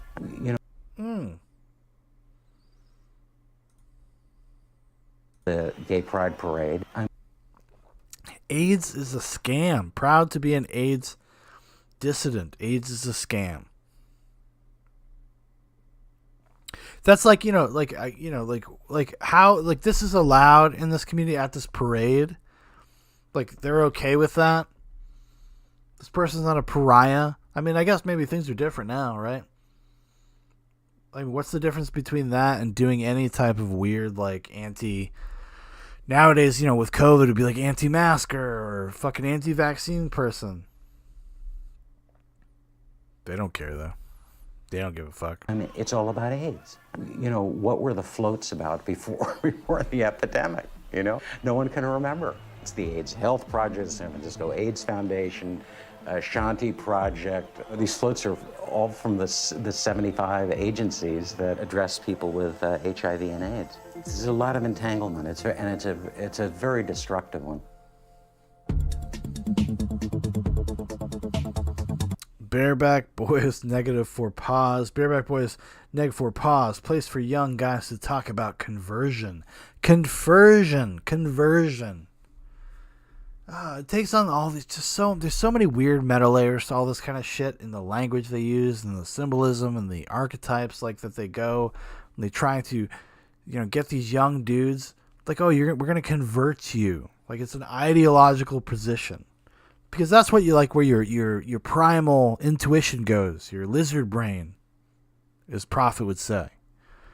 It goes to these things, and you hear these words, and it means something different than the way they're using it. Like the context fucks it up completely. It's just so fucking evil.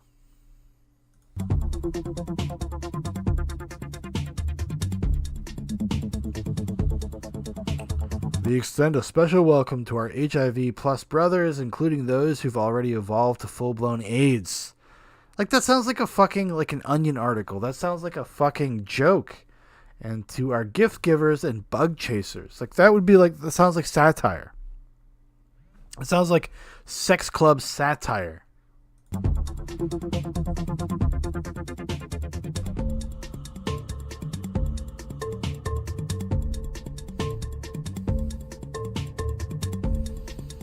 Share your stories, bareback gift givers. How many bug chasers have I chatted with online?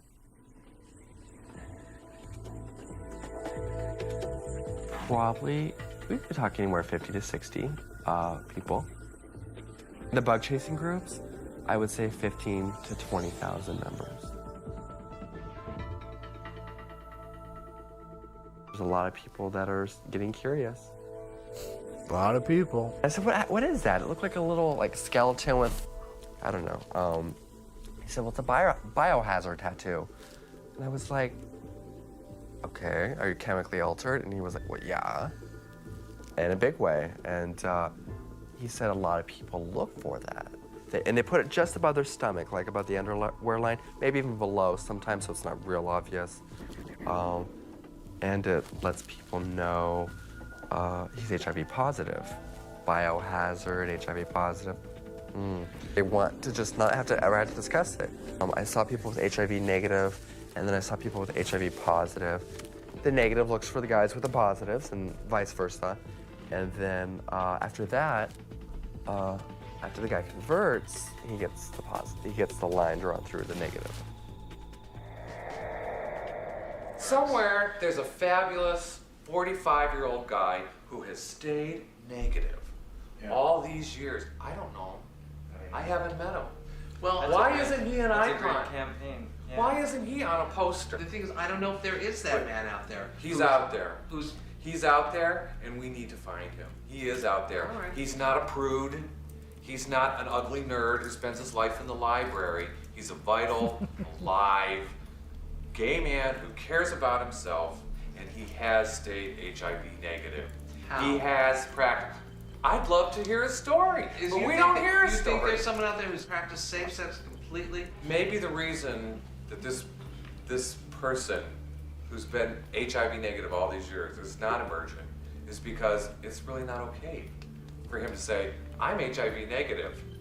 You guys aren't. You guys might or might not be, but I'm HIV negative. That's not cool. Wait, yeah, in our culture, that's so insensitive. How could you throw AIDS in our faces?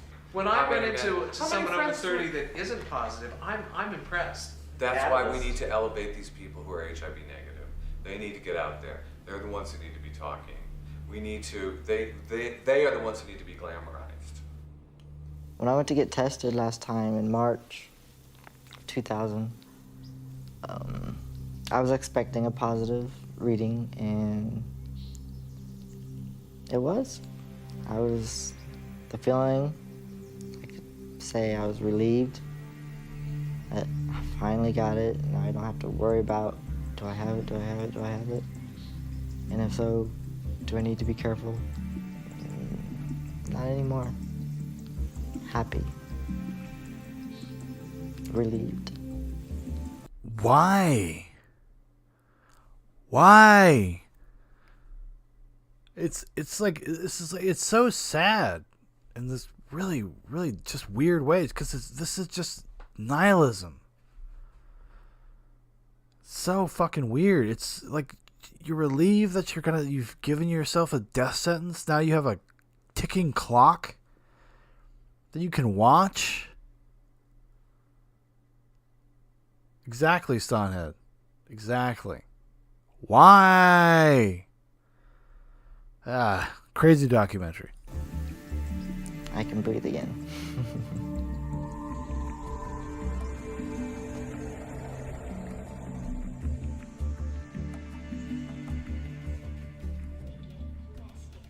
I don't know anybody that's on medication. Who wants to talk about medications during a sex party? I don't know. People with HIV? Everybody I know, my internet friends or party friends, we don't discuss HIV because we don't care. If it happens, it happens. So why waste time in talking about it? Close friends, I don't have any really close friends except for one, and we never talk about HIV. See, but that's even sadder. This guy, his entire worldview, his entire life is surrounded by just nothing but his sexuality. There's nothing else that defines him. There's nothing else that he looks forward to. There's nothing else that he wants. That's really depressing in a weird way. It's like reverse incel. It's still the same kind of behavior, the same kind of worldview, mindset, but they do nothing but fuck. Also, if anybody out there is curious, Ston Head, go check out Sewer City TV. I like those dudes. Those funny guys. They're kind of their comedy troupe. Also, you check out Low Res Wonder Bread. Also very good. Appreciate you being here, buddy. I don't even know if he is. He doesn't know who I am. If I had a best friend that came positive and he told me, I'd say, oh, it's too bad. Don't you feel better that you're positive now? You don't have to worry about it? I'm sure he would say yes. If I get sick, I'll take the medication. Whoa. But I don't see that happening for... And again, it's like this naivete. Like, they have no idea what they're getting into or what they're doing. They have just no fucking clue. No clue. They don't understand. It's all abstraction. It's all fantasy. Well, I'll get it. I'll be fine, you know. It's not a death sentence anymore, right? We're not going to die from it. Ston says graphics on point, though. Yeah, especially for the Sewer City boys. Definitely an aesthetic. Definitely a style. At least 5, 10, 15 years. I always thought that I would be more content, and I thought I would be better off if I was positive. When I wake up, when I look in the mirror, or when I remember that I'm positive and I look in the mirror, there's this little voice in the back of my head that looks back at me and goes, happy now? Happy now? Happy now? And I'm not. I've made a terrible mistake. I've made an awful mistake, and there's no fixing that. There was a couple that we knew, and it kind of almost sounds like your scenario, you taking care of your lover and everything. And the final week of this guy's life, his lover, who was HIV negative, was so distraught over the thought of losing him. And he was being cared for at home by nurses coming in. He had IVs and that sort of thing, that I think it was like, death was so imminent. They were so in love they were such a couple. They were so united. And he just could not stand, he could not let go of his lover, and didn't want to be on this planet without his lover. And he pulled the IV out of his lover's arm and jammed it into his own arm. And he became HIV positive. That kind of loss just went on and on and on with people. That's what we call misplaced romanticism. The romantic idea of what something is and having to live with the reality. Fuck. You know, I don't want to be unkind. Like, I don't want to be unfair, but like some of the stuff is so, it's so self-destructive. It's so like they just, it has been done to themselves 100%. Like, who else are you to blame? Like, the information is out there. Like, the reality of these things are out there. Granted, some of these young guys, they get fucking taken in. They get taken in. They get sold a bill of goods, whatever you want to call it.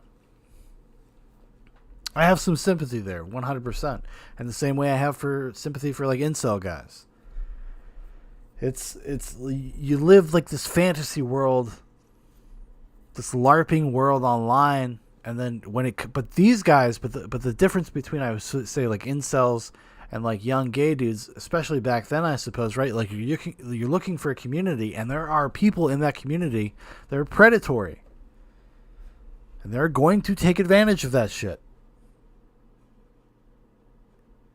And the fact that like nobody has kind of the wherewithal or the self-awareness, the self-reflection, like, because I haven't really heard anybody deal with that. Granted, this is, you know, a documentary from 2003, so it's not like maybe the internet. I made a joke earlier saying this is like watching the net. Like, the internet just wasn't as pervasive or as well known in popular society as it is today. Like, we can kind of grapple with these things on a little bit more of a real basis. But I mean, fuck. Even then. People. For negative men, it was very hard to talk about. They were the ones who didn't have the problem. What was the feeling? And it's like saying to someone, you know, you may be dying, but I'm very upset by that. But the truth is that negative men who had sustained these just, I think, really unimaginable losses. Friends my age who had these largely gay male social circles who literally have lost everyone that they knew. Yeah, I lost 2 relationships where going into it, the person knew I was positive, they were negative, and one was 7 years. The longer we were into the relationship, the more fearful he got, and I think it was just seeing me go through the drugs and go through the diarrhea and the fatigue and everything else. He just got more frightened, to the point that sex stopped completely. He just completely pulled away, to the point that one day he was going to work, and he had shaved, and I went up and kissed him on the cheek goodbye, and he freaked out that I kissed him. And he was like, "What are you trying to do, give me AIDS?" And I couldn't believe that we'd gotten to that point. This awful grief and depression and anxiety that people experienced in the early years of the epidemic is just submerged a little bit. It's just underwater. It's like a submarine. I like the synth, like the Phantom of the Opera kind of like overture music or introduction music. It's the kind of thing you would see like when you see the Phantom coming down the canal. Dun, dun. With a periscope out. I've lost 2 lovers to AIDS. I've had an HIV negative lover who told me during our honeymoon that he loved me so much there was no way I was going to get AIDS. He wasn't going to let it happen to me. Anti-science. He was gone 2 years later because he couldn't deal with it. He was too scared. It's too frightening for him. I've been single for 9 years now, and people wonder why I'm single. And, you know, I don't want someone to get that close to me. I don't want to take a chance on losing them, and I don't want them to have to bury me. You know, that's just going to have to fucking do me till it's over with.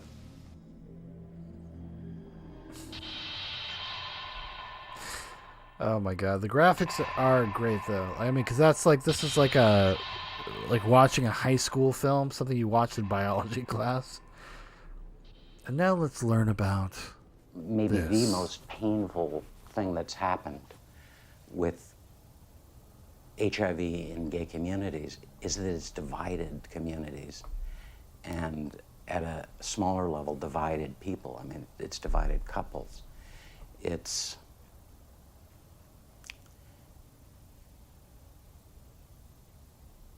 unimaginable to be that different from someone that you love. When Rob found out he was positive, it was very incidental. He was getting a visa to go somewhere, and they needed an HIV test. And he believed that he was negative. And I came home, I saw on his face that he was stricken. He said, "I'm positive." And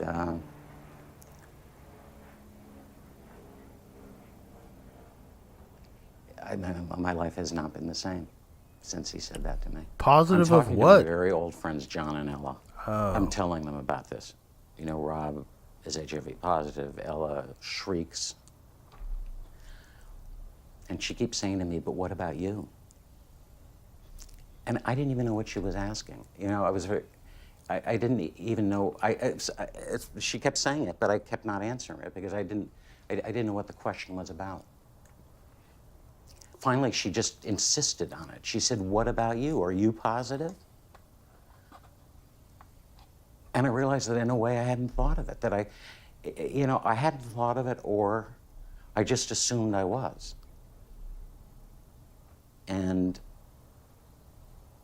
But it wasn't that simple either. There was something else going on. And I thought about it, and I realized that I hoped I was. Assuming that if he was positive, well, I had to be like him about that. I mean, that I couldn't be different about something that important. So Rob wanted to get another test, and I wanted to get a test. And when I think about it, I wanted to get the test to confirm that I was positive. The county worker said, "Your test is negative." And I immediately burst into tears. It was like instantly. And I drove immediately to John and Ella's house. John answers the door, and I'm standing there like this, like, you know, "Help me." I think, you know, "Help me," and crying with it in the helmet. And John, they knew I was getting a test. And John said, "Ella, my God, Walt is positive." And he said, "No, I'm negative." And John kept saying, "Walt is positive," and I kept saying, "Negative." And when they finally understood this, I'm just reliving all of this. You know, this is like 15 years ago. "Why are you crying?" And I said, "It's negative." Because I'm negative and Rob is not. And I couldn't bear it. You know, it's just. Some dark subtext there, though. Some dark subtext about their relationship. And how one got what and how one did not. Just saying. I'm amazed at how powerful this is to me all these years later. I stood there, I wanted John to help some way. You know, to help me for this, none of this to be true. And then 7 years later, Rob died.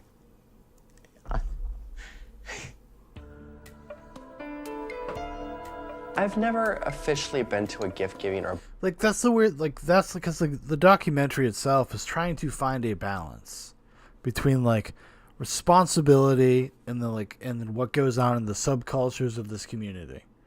So they get a bunch of, like, you know, older guys to sit down in a room and talk about, like, you know, how important it is to be responsible and their life experience and the things that they can imbue to people.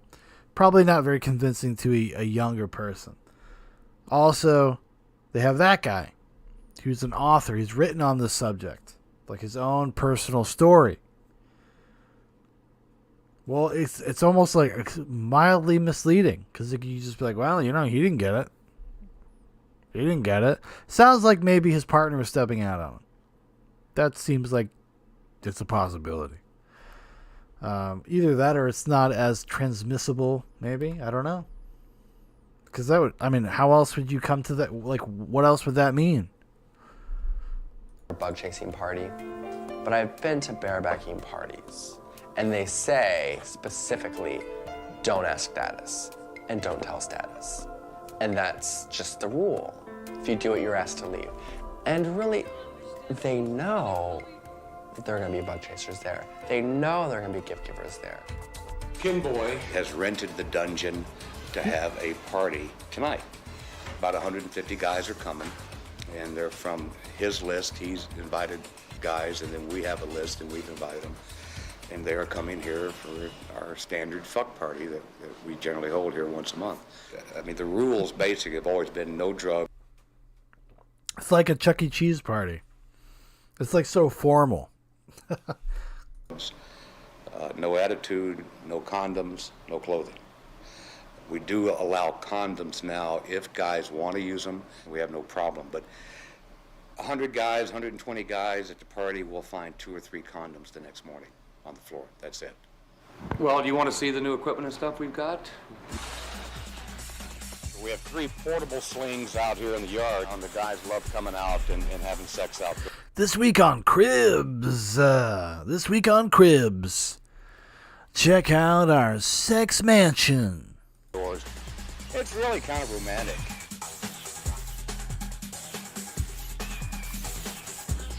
Well, we actually call that the fuck pew. The Southern Baptists wouldn't take too kindly to that, but it's made exactly the right height. The little bottom boys can get on it, and the tops do their thing. So we designed it. And, I like how white trash this dude is. Like, he's just some fucking old Southern pervert with a fucking cigarette in his hand. He's like, you know what I'm saying? The bottom boys, they get on there, and the tops, they get on there and fucking do their thing on the fuck pew. No shame. No shame. I'm surprised he's not walking around with like with a fucking Michelob Ultra. Although I guess back then it'd be like Coors Light or like a Budweiser or something. Pouring it on his body frequently. No, it's good for the skin. it's been pretty popular. And generally the parties are split between fucking and fisting. And the fisting guys will tend to stay over in this area here. You know how those fisting guys are. They're kind of a clique. They're kind of snobby. They don't like to venture out too far. They'd be like, whoa, what are you talking about? Put a penis? No, we're about the fist. We're about the fist. Talking about extreme glandular pleasure. And the guys over here just for the fucking, then we'll take care of the rest of it. I've been in the hospital. And people just, they circle around. You got your fisters over here, and we kind of just circle back around here. And these are the kind of the normie guys that come just to fill each other with HIV. Jesus fucking Christ. 3 times whenever we spoke. Since then, I've been in the hospital twice. Parties are very popular, and there's no judgments made one way or the other about the type of sex that the guys are going to have. And Bill will say that barebacking didn't have anything to do with it. However, I somewhat disagree. But apparently, you're not allowed to ask. You can't ask. That's the problem. So we know this dude. We know that Johnny Boy has HIV. We know he does. So do they tell people that? What the fuck is going on here? Agree. But the action is pretty hot and heavy here. It starts just almost immediately. I still do it. It's my choice. Yeah, because they're dudes. I enjoy it. I don't like to use a condom. There are a lot of dangers to barebacking. I don't play at the parties as much as I used to, because I do tend to get sick easier than most people.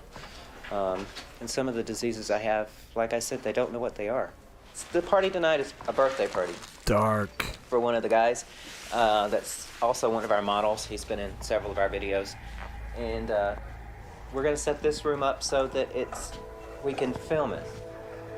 He wants us to shoot his birthday party.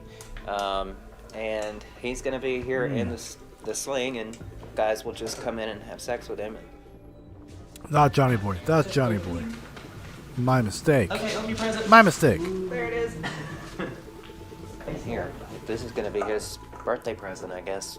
They'll just come open these drapes and unwrap their present. So, it's going to be a wild time. As you can see, it's a small room, so we're not going to be able to get probably 12 people in here at a time. And I will be 28 on the 7th of August. I'm not worried right now about getting anything else. Like, Looking a little thin there, Johnny Boy. Just saying. Looking a little, maybe sickly. any STDs, because I want to have fun right now. I don't want to have to worry about it. Hopefully it'll be around 300 people. Hope they show up.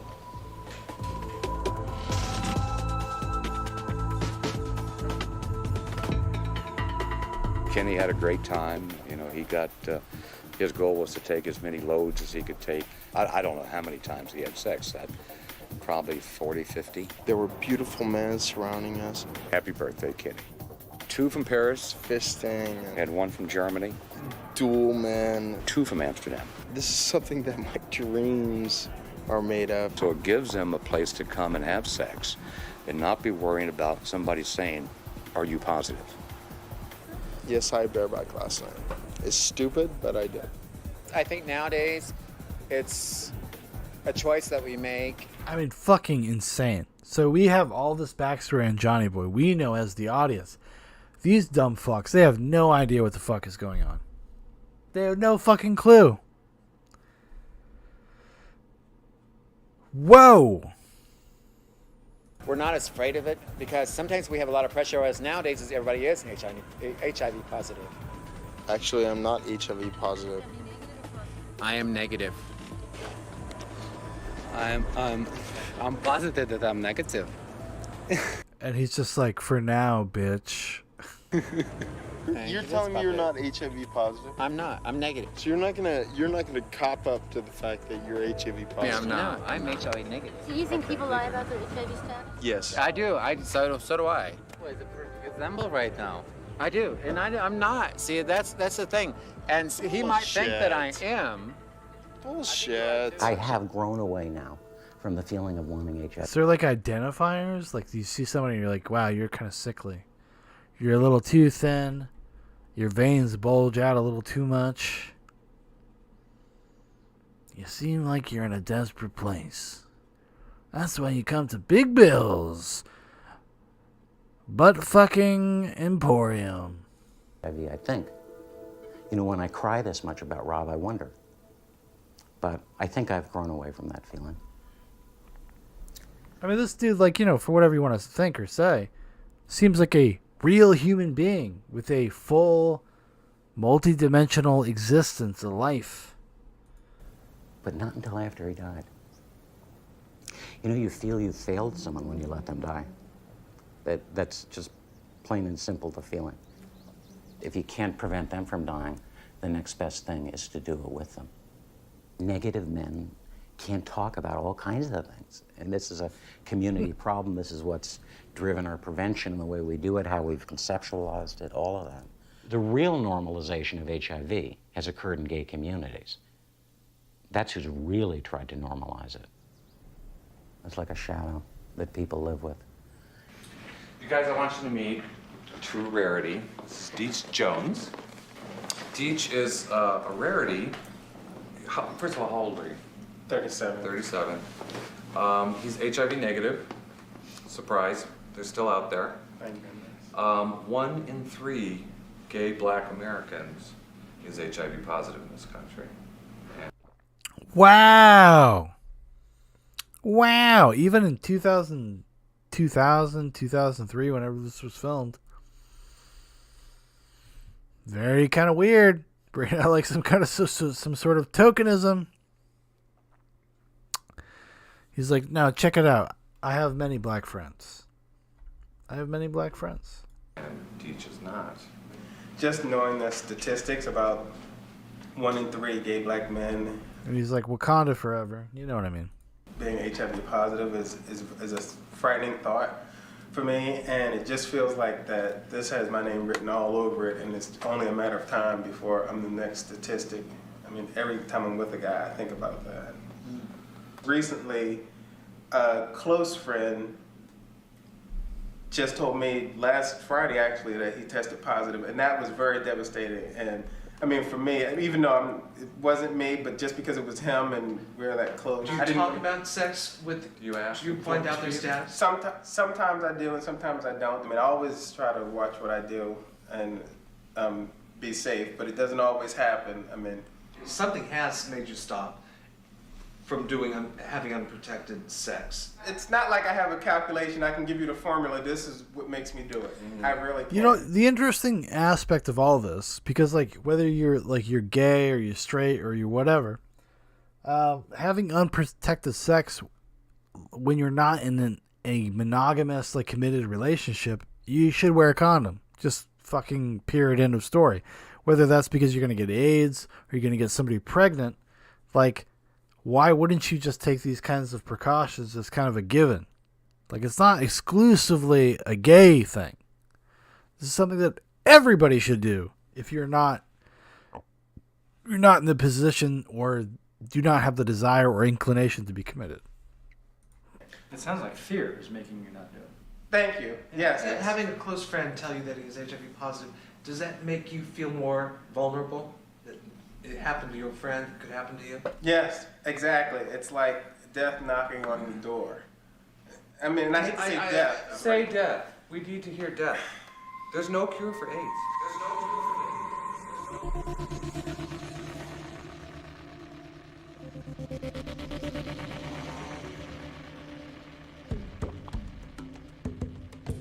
Now this I find amazing. In there. Like I said earlier, all they make me want to do is have sex. Yeah, exactly. Like, it's not like, this is not like just like, oh, look, gay men, like gay culture. No, that's like just hot gay guys. Like, that's just gay pornography on the wall. It's, you know, you could make the argument like, oh, some of that stuff could be like artistic or however it's done or whatever, just like we do with, like, you know, naked men and women in heteronormative situations. But that's all that is. It's just like a dude with a fucking hard-on. Just a muscular dude with a hard-on. They're like, oh, what does that make you think of? Oh, I don't know. I don't know what it makes me think of. That one's giving me a boner right now. It's been a while. No, they're incredible. And not one of them looks ill. They look like they have the gift you want. That's what they look like. Oh, yeah. You know, of all these posters, there's only two that I think are... Like, imagine if this was a bunch of straight dudes, like, looking at fucking posters of, like, looking at Penthouse posters or fold-outs or whatever. Imagine, like, the, just the cultural anger that would go like, oh, that's giving me a boner right now. It wouldn't be okay. Like, people would not be okay with that. It's, but dudes, hey, listen, dudes are gonna dude. They're gonna be dudes. That's why, you know, gay men, they are dudes. They are fucking dudes. Irrelevant. Don't throw in the towel. It's there, you know, there's no naked guys. Yeah, but what does don't throw in the towel mean? Don't give up being your vigilance. Don't get complacent. Stay safe. And then this one, bang, you're dead. You're dead. No, I like that better than don't throw in the towel. The point is, it's not working. The statistics are going up. These aren't working. We need something different. Yeah, because they're cheap slogans on a poster. You have a cultural problem. You have a cultural problem, and like these boomer guys are not equipped to go in and try to solve that problem. They're just not. One of the reasons upstairs I said something about why do HIV negative people need beer busts.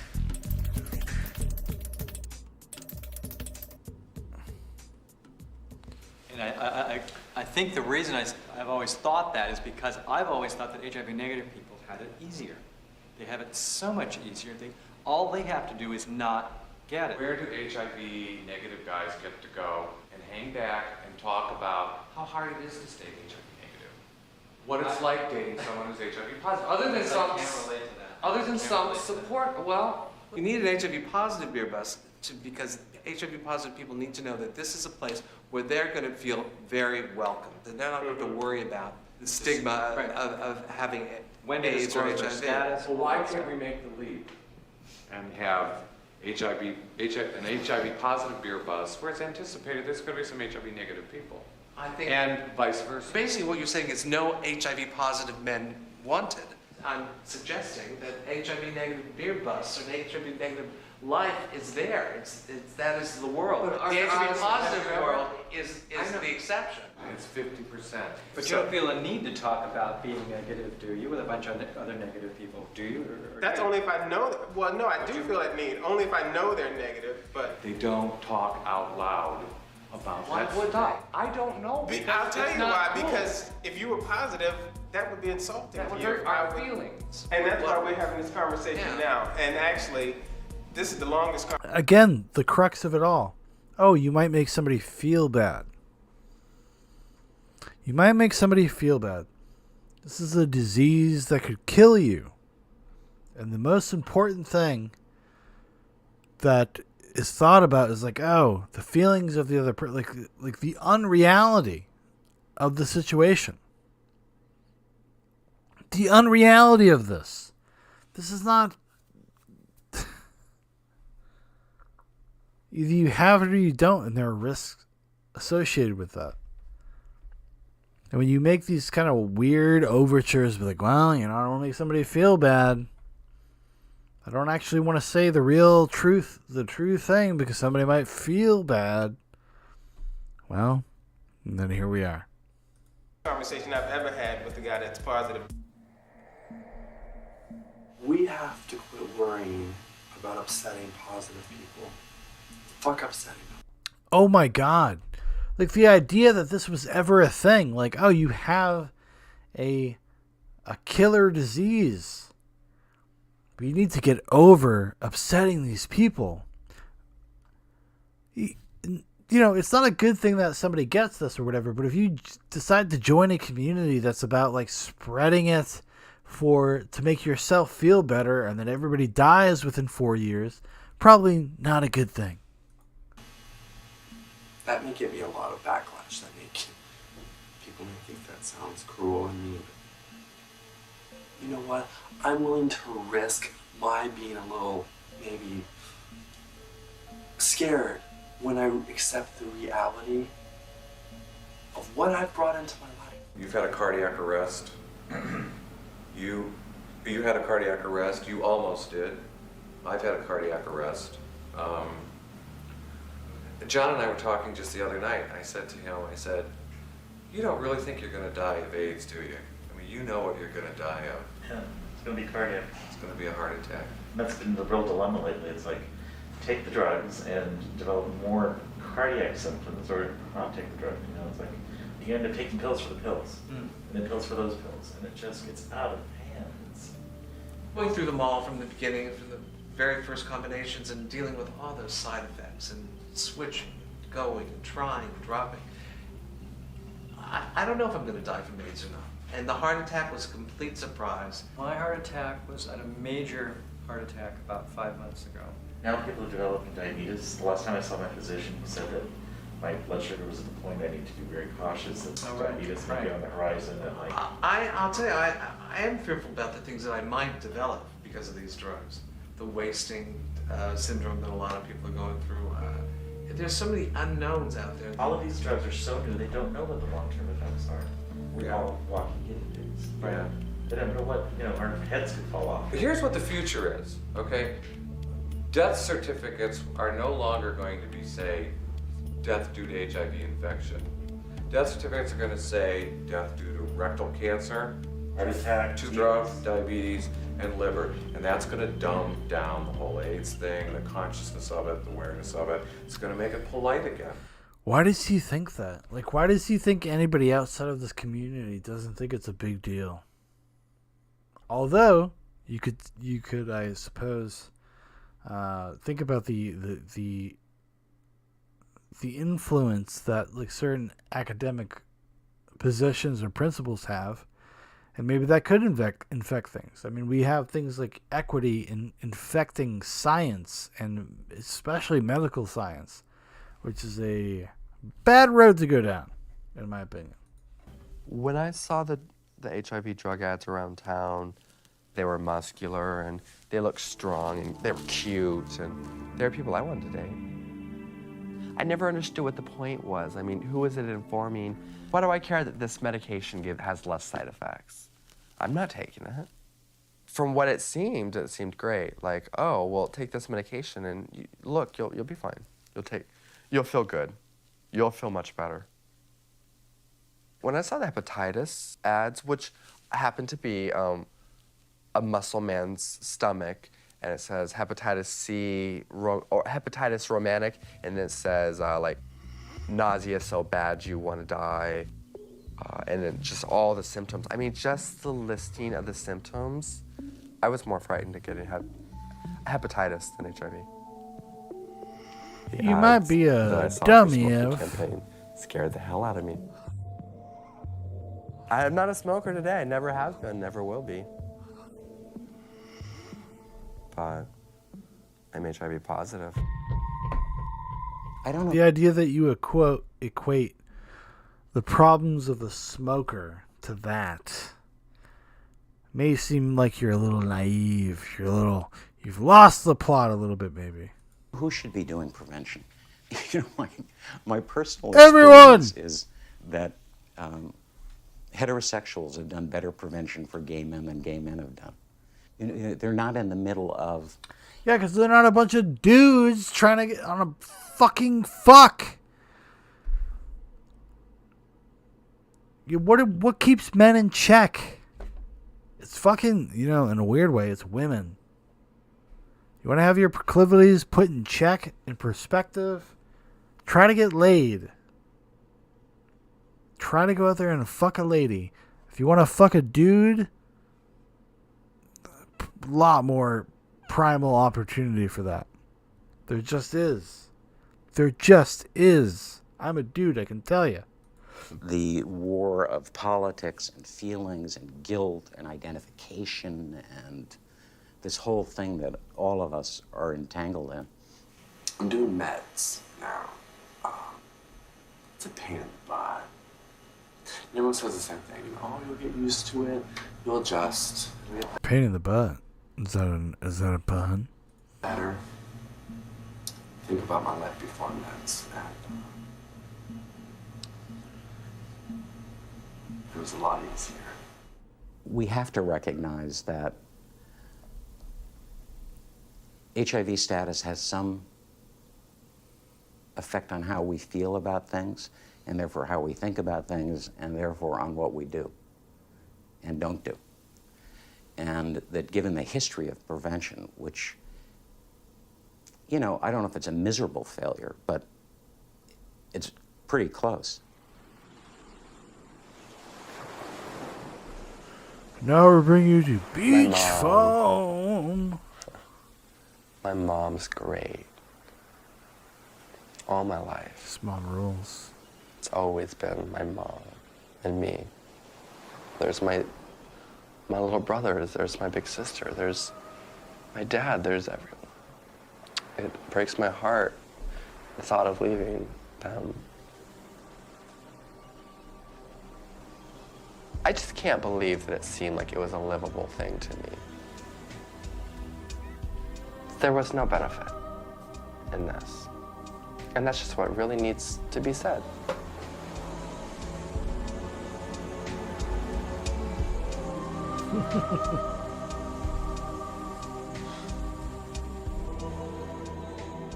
Like, that sucks. Like, this dude knows, because of his immaturity, his naivete, he's literally given himself a death sentence. Like, grapple with the reality of that. Grapple with the weight of that. Holy shit. I'd cry too. Granted, he does. you know, like the way he described the story is a little melodramatic, but this is real. This is the cost of bills, sex parties. So hard.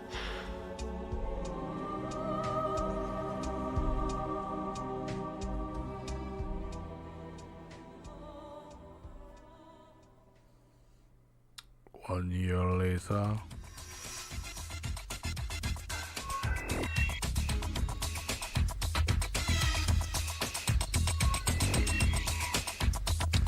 Kenbo devoted to bareback sex and conversion parties. So this guy's a spreader, if you will. Do spreader parties. Oh, what a nice dude.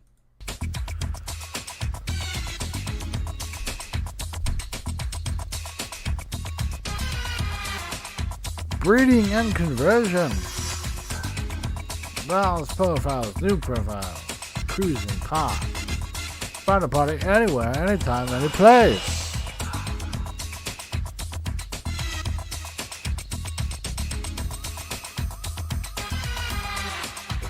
Recently, Kenboy posted he was having health problems. Over the past couple of months, Kenny and I have had a lot of health issues. It was difficult just to wake up in the morning, much less tend to the website. Oh, I wonder why.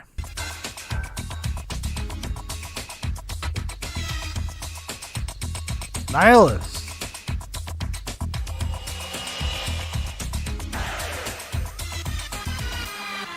Chris is now on disability.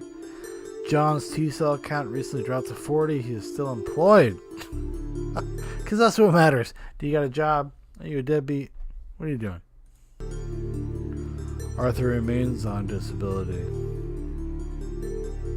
Jim recently endured a triple coronary bypass and remains on disability.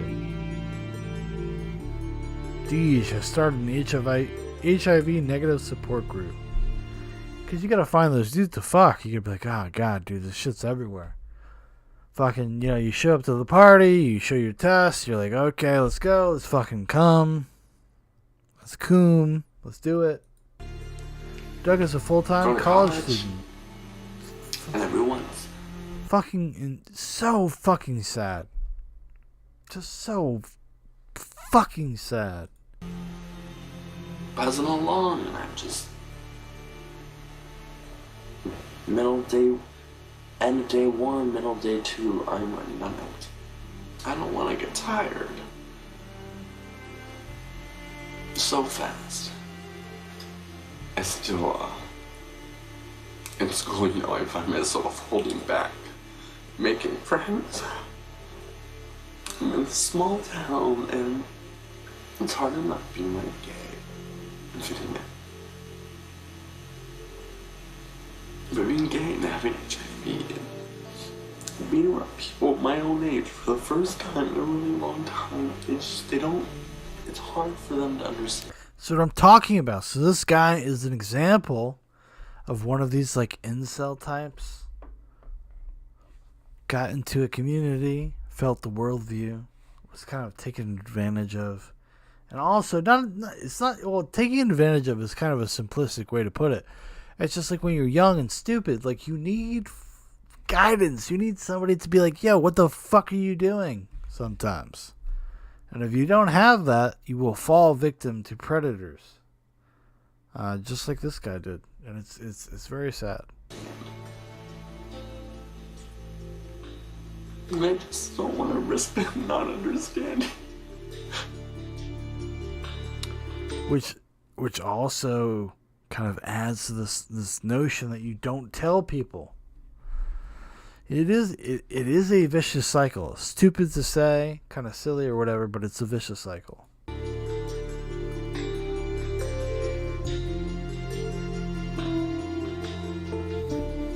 Ladies and gentlemen, we ask that you join us now as the Golden State Gay Rodeo Association performs the ceremony of the riderless horse. The ceremony of the riderless horse symbolizes the end of the relationship between horse and rider. Because he died of AIDS. One last ride into battle, One last march down the parade route. A farewell to comrades left behind.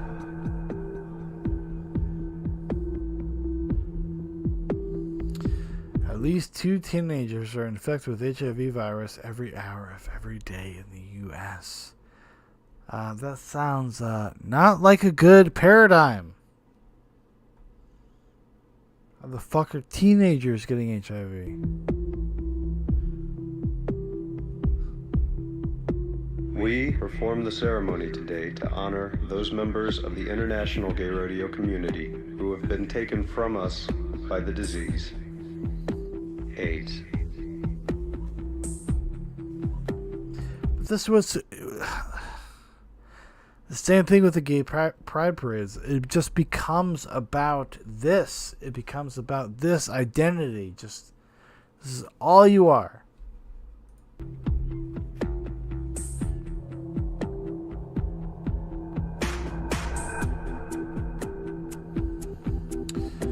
A recent study of gay men ages 16 to 22 found 91% of blacks, 75% of Hispanics, 74% of whites did not know they were infected with the HIV virus.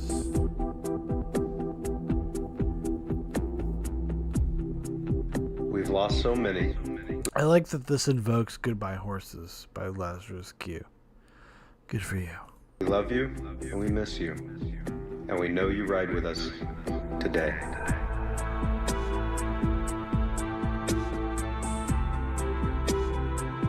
By 2005, nearly half of all HIV positive people in San Francisco are expected to exhibit resistance. Oh my god, is that really seriously just a fucking... This is a ripoff of Goodbye Horses. Don't let anybody fool you.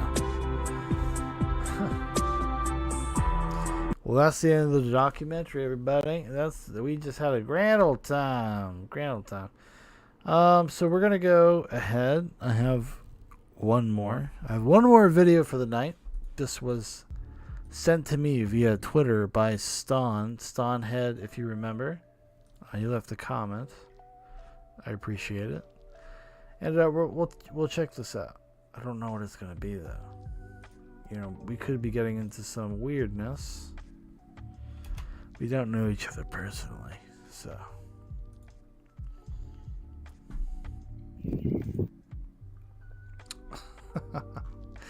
Turk. This video is called Turk. Let's fucking roll. Quem aí gosta de manga com sal? Vocês já comeram manga com sal? Manga com sal. Manga verde com sal. Quem aí já comeu manga com sal? Manga verde com sal. É muito gostoso, né? Eu tô aqui no quintal de casa e a mangueira tá cheia de manga. The guy from the hills have eyes. He's found some mangoes. É verdade. Graças a Deus.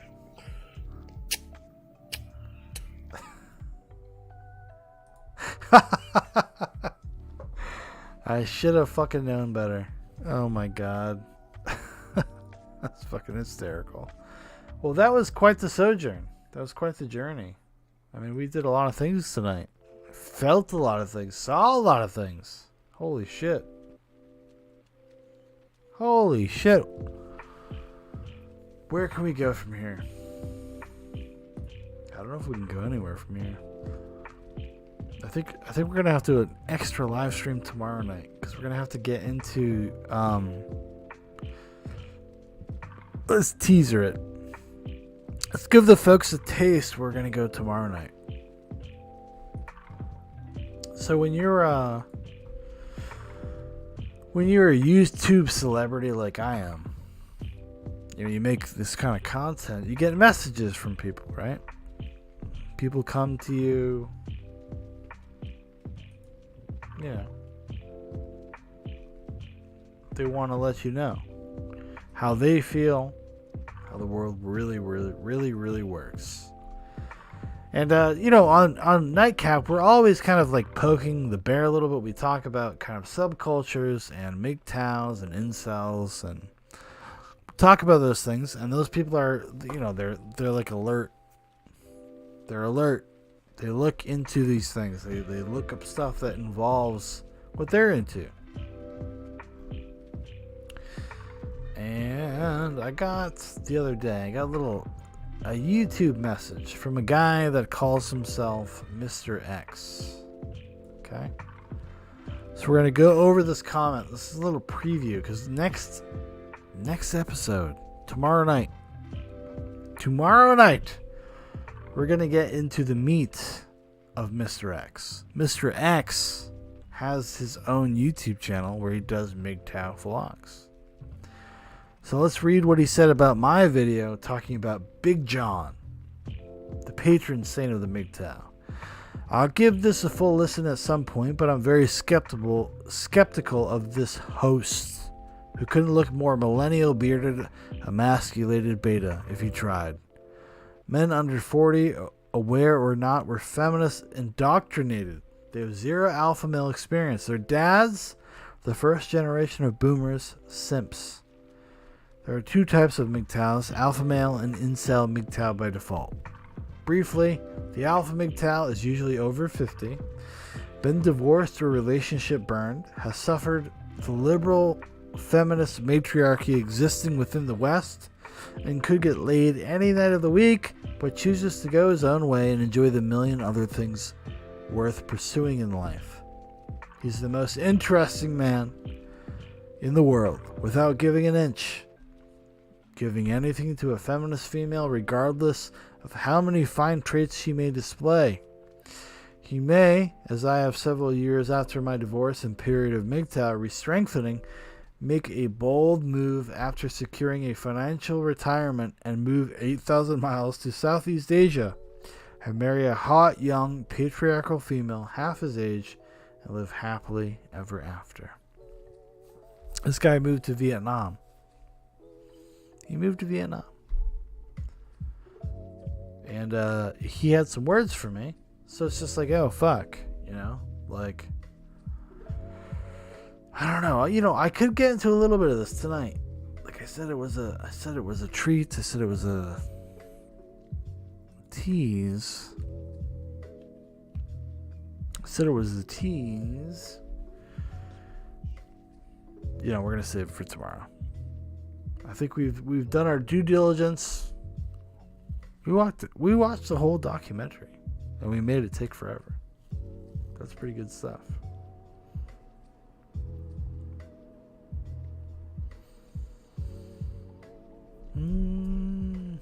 Anything else I could get into before we leave? Not really. Everything is would spiral out into a larger conversation. Tonight I've been drinking Whistle Pig Piggyback, 100% rye. That stuff is pretty potent.